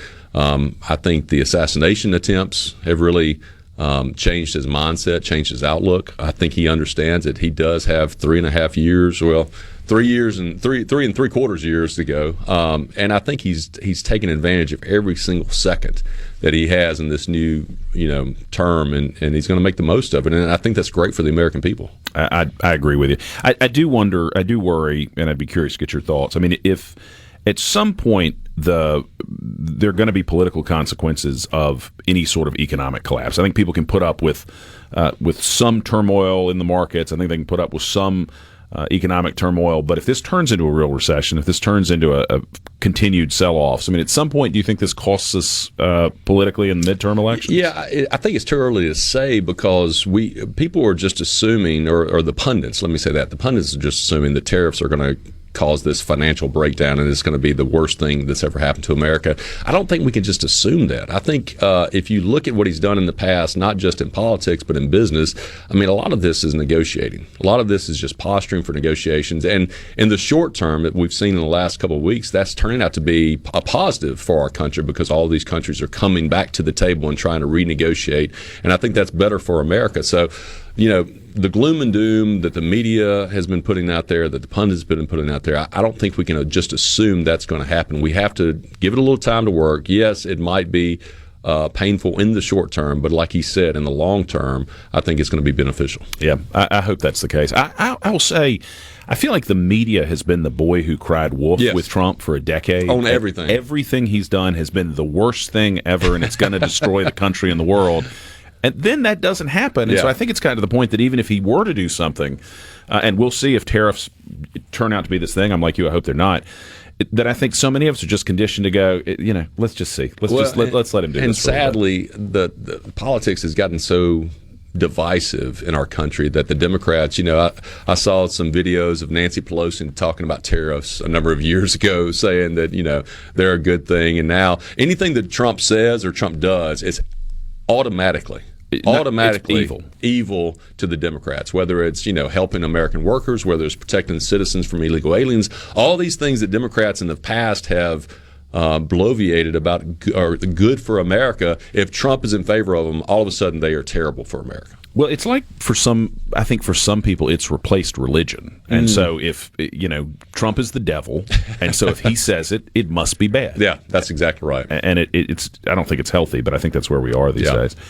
Let's turn a little bit to the state. I mean, you what did you think of the legislative session this year? Well, I mean, I think we did some historic things, and I think they should be applauded. I think the governor pushing the legislature to do those things. I mean, eliminating the income tax. I mean, that is something that we don't get enough credit for. Is what the Republicans have done over the last decade, 2 decades, to change the way Mississippi not only functions but is seen by the world and seen by our country. A lot of people don't remember, but the Republicans have only had the Mississippi House of Representatives for 13 years. That's right.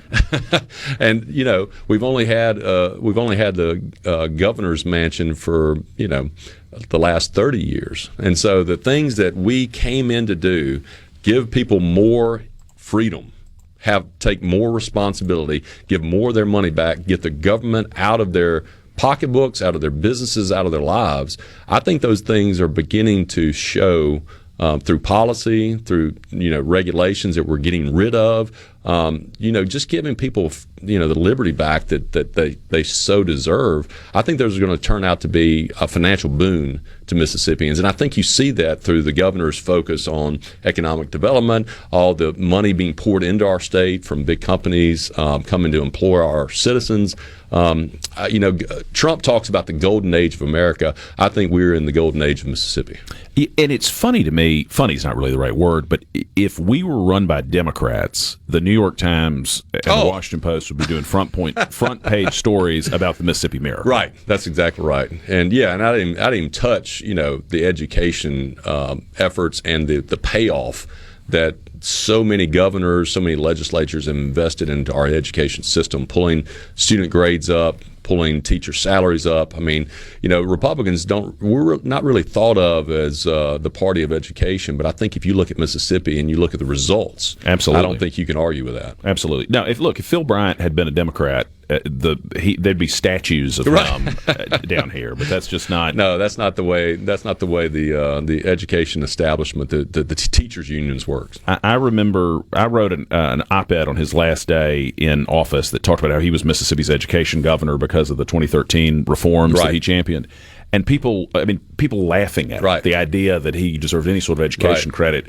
And now here we are, and the fruits of those seeds have been harvested. Yeah, you should rerun that op-ed. It would probably do a little better. I may retweet it this time. Speaking of op-eds, Russ Latino had an incredible op-ed in the National Review this past week, talking about all these great things that have been happening in the Mississippi legislature, that have been happening because of Republican leadership in the state of Mississippi. I would encourage all your listeners to go out and read that National Review op-ed for Russ Latino. That's a great point. Yep. That's a great point. He did a good job of highlighting all that. In Mississippi, we still have work to do, but this was, you're like me. You've been a party man a long time. Right. The reason that we work so hard to get Republicans elected is because of what happens when Republicans are able to govern. It's not just about the team with our jersey on winning. That's right.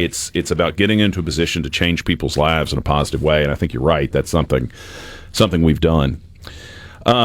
Well, I guess we're going to have a special session at some point. We've got JT Mitchell coming on after a while. Maybe he can answer for us what all is going to be in there. What I tell people, they ask me about the legislature all the time, and our legislature is doing some incredible things. But people ask me about policy, and look, as chairman of the Mississippi Republican Party, I perceive my job as being educating, recruiting, and electing Republicans throughout our state. And once they're in office, if they just adhere to the Republican Party platform, then I think we'll have good policy and we'll have good outcomes for the citizens of Mississippi. Well, I think that's right. And I'll say, as a former chairman, I think that's the right approach. It's not the best title ever, right? Former chairman? Look, being chairman of the party is like having a boat. The two best days are when you get it and when you find a nice person to take it over. Well, we're very blessed to have really strong conservatives in this state who want to do the right thing and who want to do it selflessly for the Mississippians. And so I'm excited to be able to be a part of that. You got time for another segment? Absolutely. Y'all, this is Lucien Smith in for Richard Cross here on Mornings on SuperTalk Mississippi. Stick with us. We'll have more with Chairman of the Mississippi Republican Party, Mike Hurst.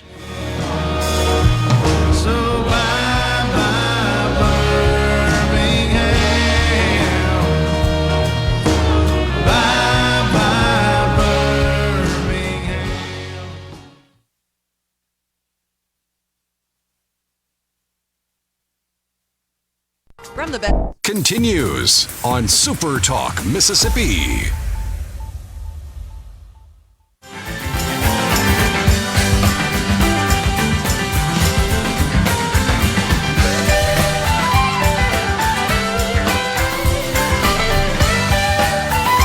Good morning, everybody. This is Lucien Smith in for Richard Cross here on Mornings on SuperTalk Mississippi. We've got with us in studio the chairman of the Mississippi Republican Party, Mike Hurst. Mike, thanks again for taking the time to be here. It's always weird hearing that because I look around when someone says the chairman of the Mississippi Republican Party. So, well, you're doing a good job. To be here. Thank you. I appreciate it. I do think it's an interesting job now that we control all of essentially everything. Interesting is a great way to put that. I like that.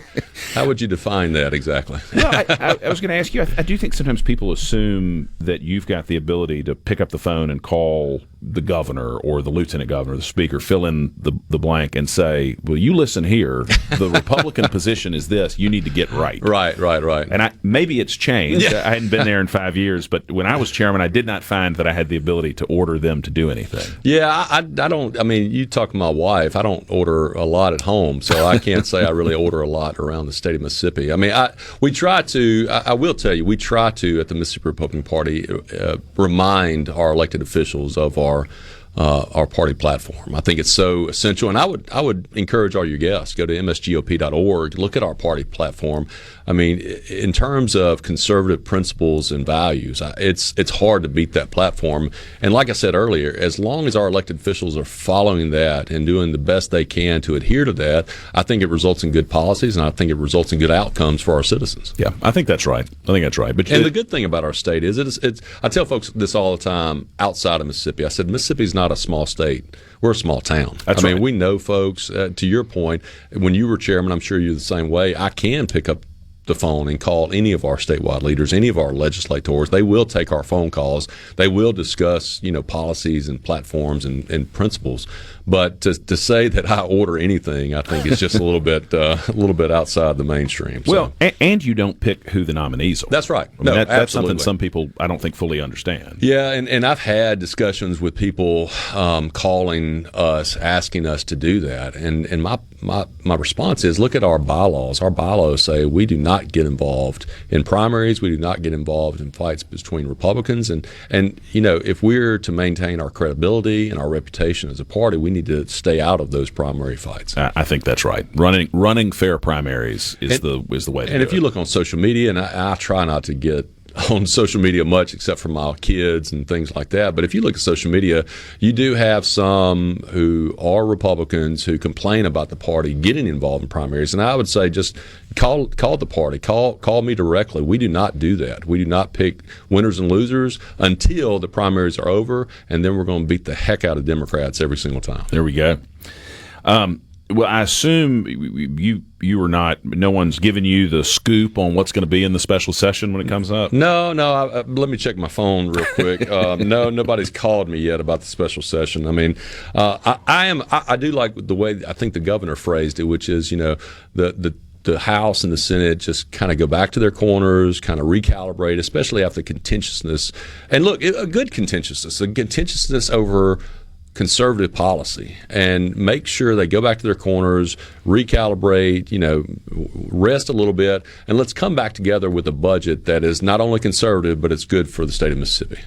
And I think there's a way to get there in plenty of time, and we've got till the end of June before a budget has to be put in place. This isn't the first time it's happened. But like you said earlier, Lucien, I don't think our state gets enough credit for the fact that we do require a balanced budget every single year. It's a good point. Yeah. And can you imagine? Can you imagine for a second, listeners, can you imagine that if we had such a requirement for our federal budget? If we went back to the old days of Contract with America, Newt Gingrich, 1994, and we required a balanced budget amendment, that would be incredible for our country, and if they just do a little bit more of following what we here in the States do. It would the country would be a great deal better off if we had some sort of balanced budget amendment. Like the state can does. You imagine? I've never tried this, but have you ever tried to count to a trillion? I don't know if we actually can in our lifetimes. Yeah, That's exactly. Right. So, you've also y'all had some folks switch over in the last couple of weeks. We did.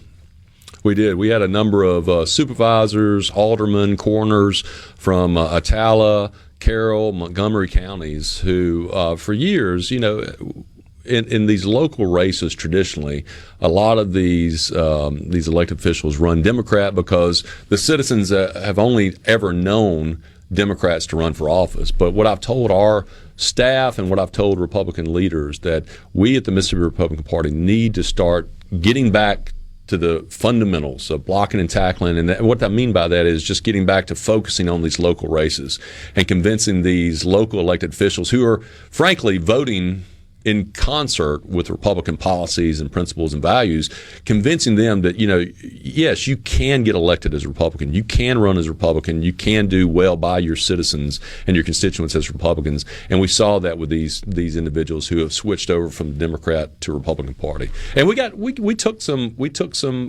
criticism for that as a party. But what I would tell you is, at least in my opinion, one of the most consequential presidents in our lifetime, Lucien, was Ronald Reagan, who used to be a Democrat. Right.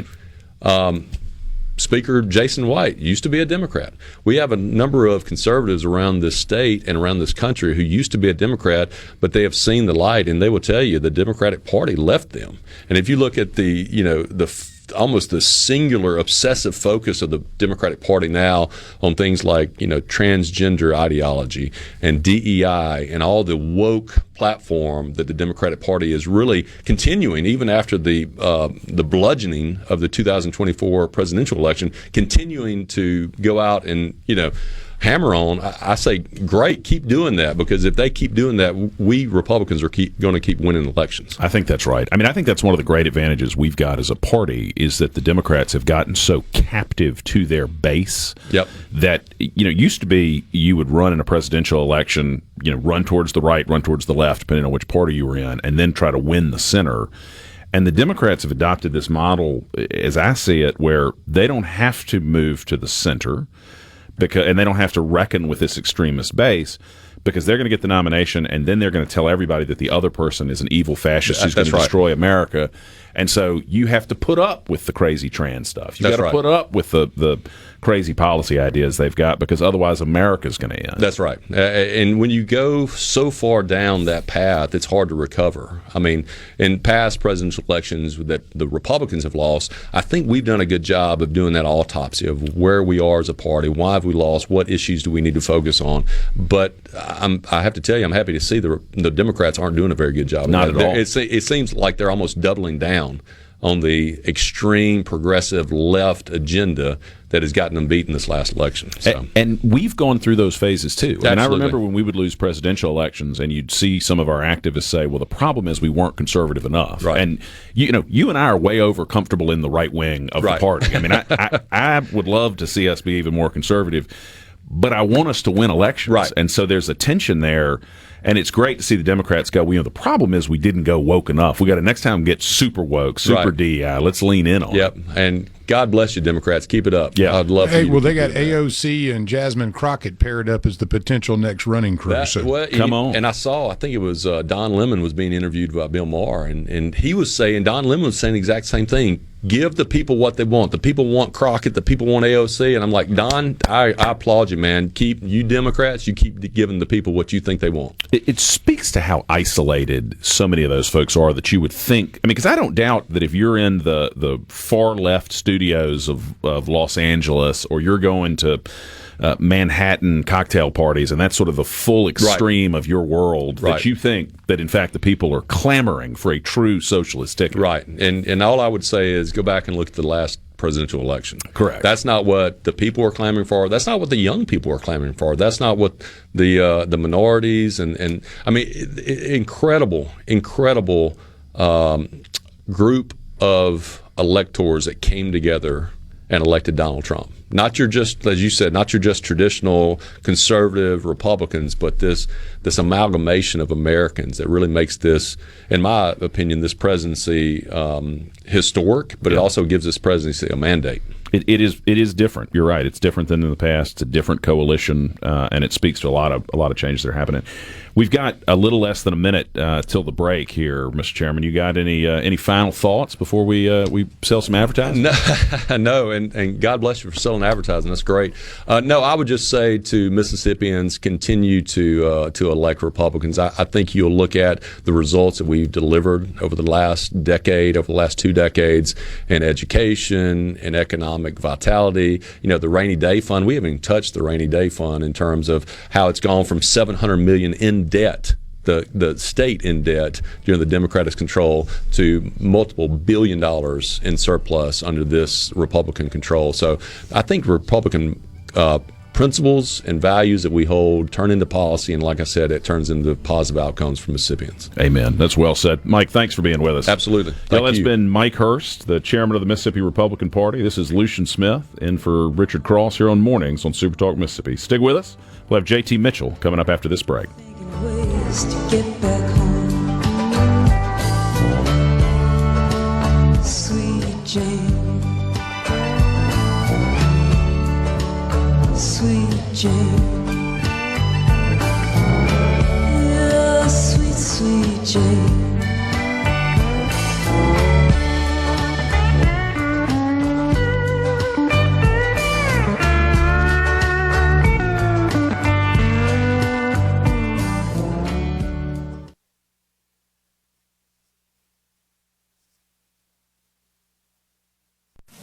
On SuperTalk Mississippi.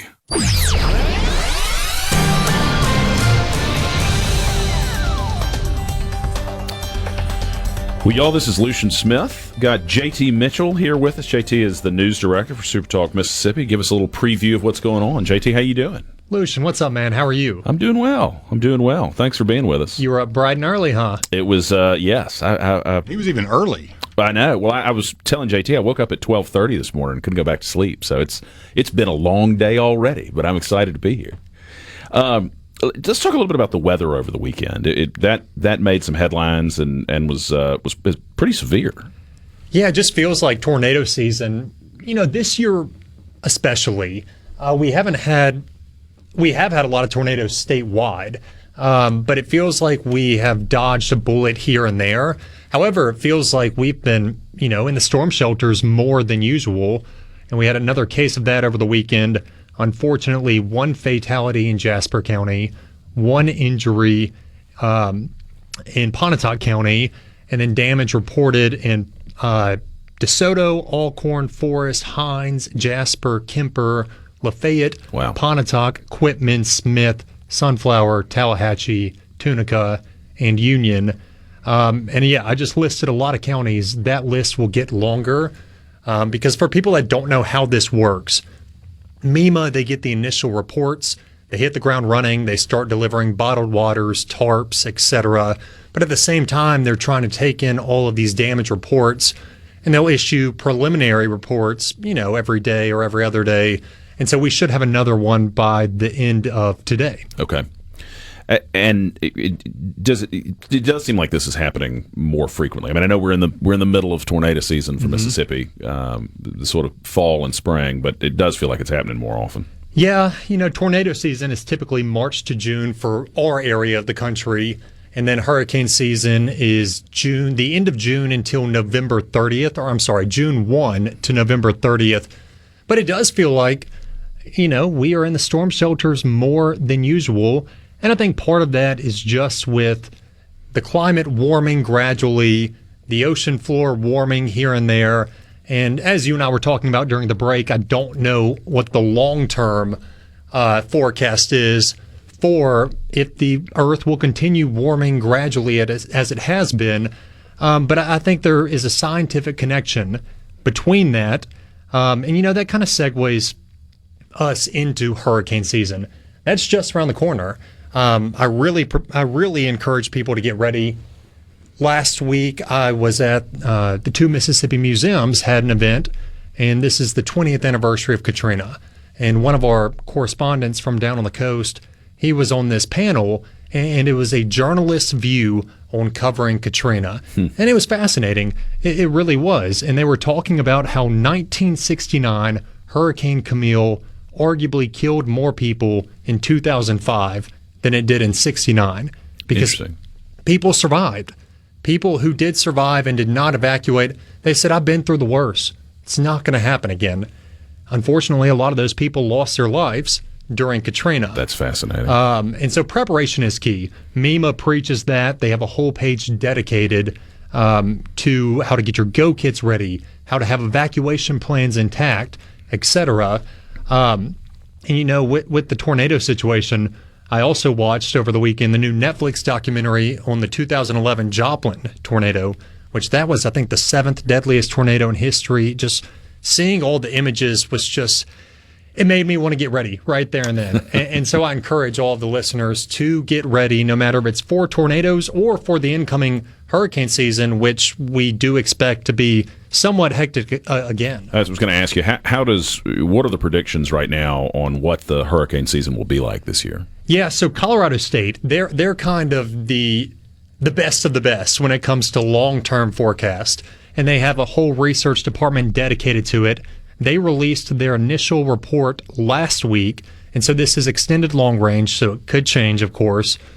But as of now, they're calling for 17 named storms this hurricane season. Of those, 9 could become hurricanes and 4 could become major, which means Category 3 or higher.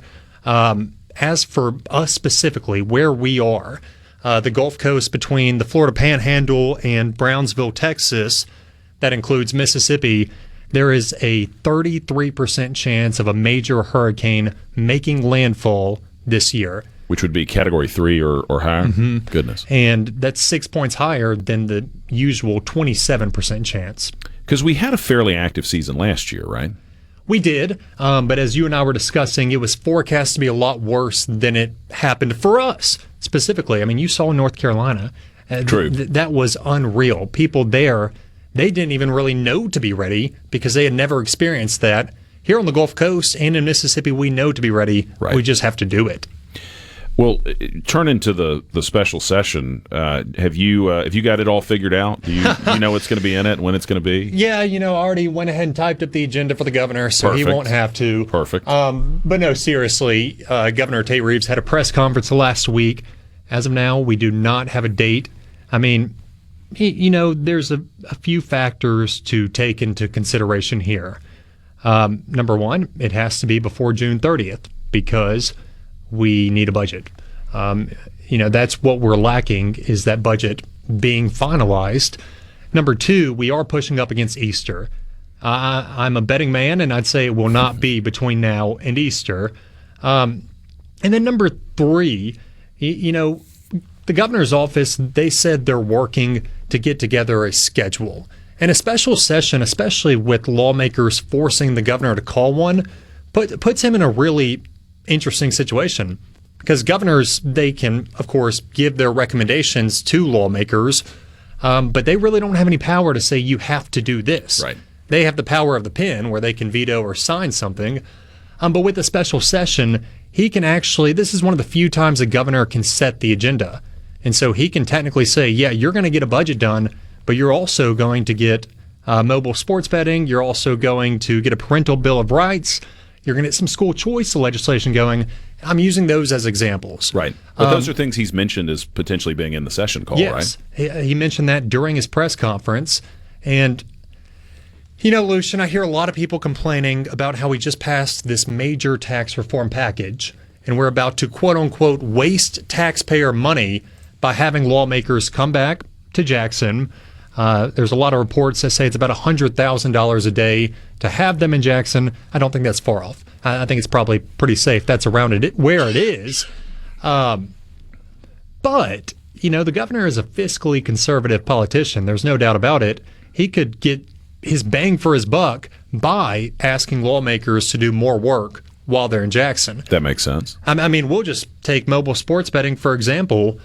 Estimations show that Mississippi misses out between 40 and 80 million a year by not legalizing mobile sports betting. Say you have lawmakers in Jackson for 10 days, that's $1 million. Okay, I'll take the excess $79 million next year. That's the high of it, of course. But you could go ahead and get a lot of stuff done if you wanted to, because, there were a lot of headline pieces of legislation. I think you and we were together at the beginning of the session. Yeah. That we talked about a lot of these headline ideas. How many got passed? Not many of them. You're right. Well, to me, that's going to be the most interesting question, because you've seen special sessions be done two different ways. I mean, most of the way it's been done under Governor Reeves and Bryant and most of Barber, they really didn't have extraneous topics. If they came back for the thing, right, and you didn't have them spend days and days negotiating over bills, it kind of got worked out in advance, called a special session, in and out. But Governor Barber called the tort reform special session that lasted for weeks, lasted for months. So it'll be interesting to see which approach Governor Reeves takes, because either one is possible. And he did mention that he would, he's spoken to both the House and the Senate, and he would like them to have somewhat of a handshake agreement before getting them back into their official capacity when it comes to the budget. Which makes sense. I mean, at the end of the day, that gets negotiated by a handful of leadership. Not to say the rank and file doesn't play a meaningful role, but I mean that's the sort of thing you could get people around a conference room and work out. Absolutely, and that's why it was called Conference Weekend. And of course, we all know good point. How that went down. So we'll see. I don't know when it'll be. My guess is next month. Do you think they're close enough that they can get together and agree on some sort of budget? 1,000%. Okay. I mean, from everybody I've spoken to, everything I'm hearing, the disagreement between the House and Senate, and of course a lot of this has been public, has been more about legislative procedure rather than content. The substance, okay. I mean, the House Speaker, Jason White, he said he wanted to do it weeks in advance. It was kind of an out-of-principle move for the House to not show up to negotiate during conference weekend, and then we saw some out-of-principle moves made by the Senate as well, and the result was no budget. If you do want to talk about content, from what I'm hearing, I believe one of the major pieces that the House wants to talk about is a recurring revenue stream for the public employees retirement system. Okay. Well, we're obviously coming up on a break, but in the 20 seconds or so, any other headlines we ought to be looking out for this week? Oh, man, just go to supertalk.fm. I mean, we're covering everything statewide, from lifestyle to crime to politics, whatever you want to read about, we got it. Hey, you do a great job with it, supertalk.fm. Y'all, this is Lucien Smith in for Richard Cross here on Mornings on SuperTalk Mississippi. Stick with us for final thoughts. They got married, so where they did agree. This couple, they got married, so why not you and me? Oh, why not you and me? Oh, why not you and me? That's getting there, that's getting more in.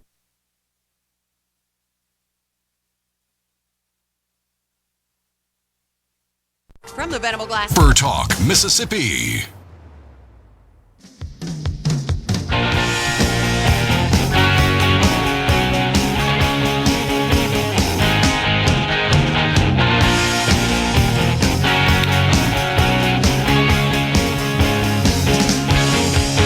Y'all, Lucien Smith here. This is Mornings with Richard Cross on SuperTalk Mississippi. Thanks for sticking with us. I had a couple people on the C Spire text line say what a great guest lineup today. I agree. Thank you, Deb and Wesson, and I am sure we will have another great lineup tomorrow. I know I say it every time, but it is the fastest 3 hours in radio. I feel like I just got here. Yeah, well, you can hang around if you want. I'm sure the Schwartz Power Hour would love to have a guest in Lucien Smith. Yeah, I will be listening. I'll tell you that much. They're so much fun, these guys. If y'all, whoever misses the Schwartz Hour after this on Mondays, you don't know what you're missing. You need to tune in. It is good stuff. And it flies by, too. But 3 hours in the morning is one of the quickest things that you get to enjoy in life. It's I don't know how to explain it, but yeah, you look down and it's 9, and I go, wow, Lucien's got to leave. I know. At least I get you for what, a couple more days? There we go. I'll be here tomorrow and Wednesday. So yes, sir.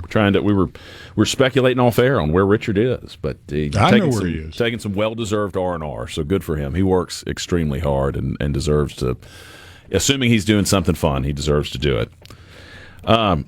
Well, it is going to be interesting to see what happens on the special session. Because there's so many opportunities and so many options, as JT illustrated. Absolutely. What Governor Reeves could put in there is kind of like, if we're going to do this, we're going to have to deal with these issues too. That's right. And a lot of Mississippians want those issues dealt with. Oh, they absolutely do. And I hope that some of them will be, whether it's in the special session or later. I mean, when I was in Governor Bryant's office, and for the most part with Governor Barber, but certainly with Bryant, we almost never, and I don't want to say never and then somebody's going to remember a time I'm forgetting, but special sessions were always for very limited calls. Things where things were more or less worked out, or economic development projects.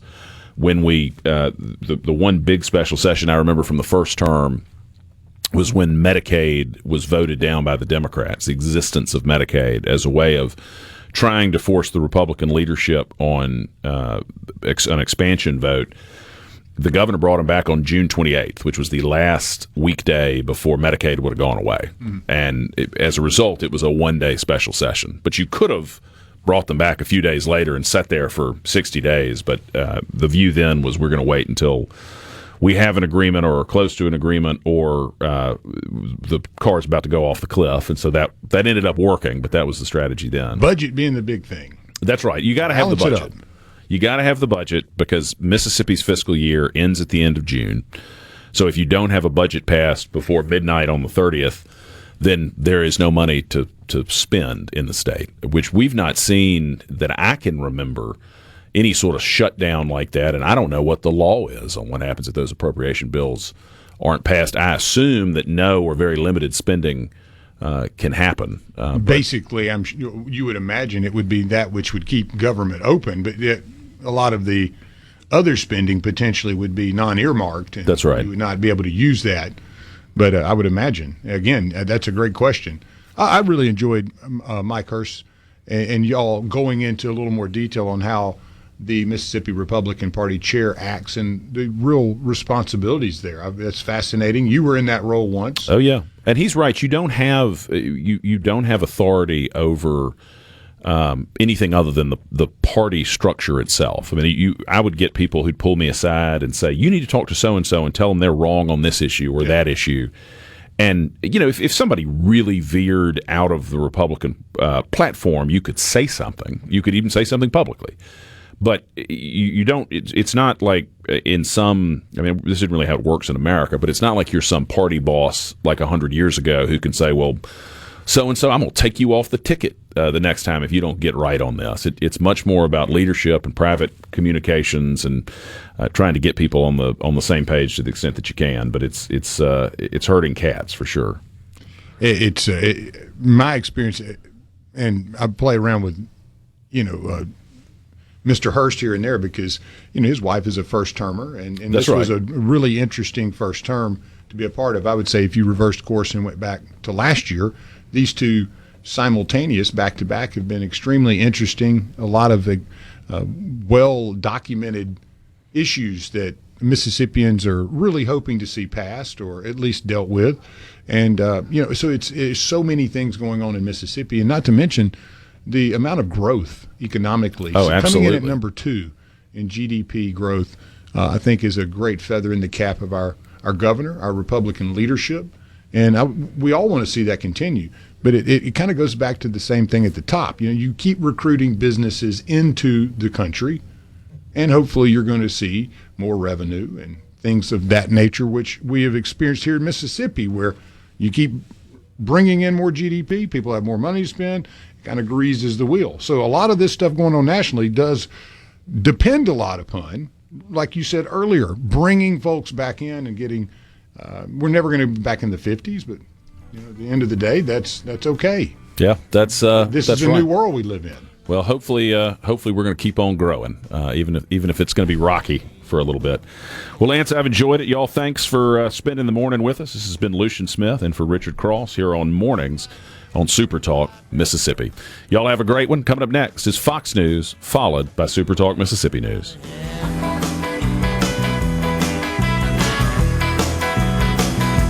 I might go out to California, I might go down to Georgia, I might say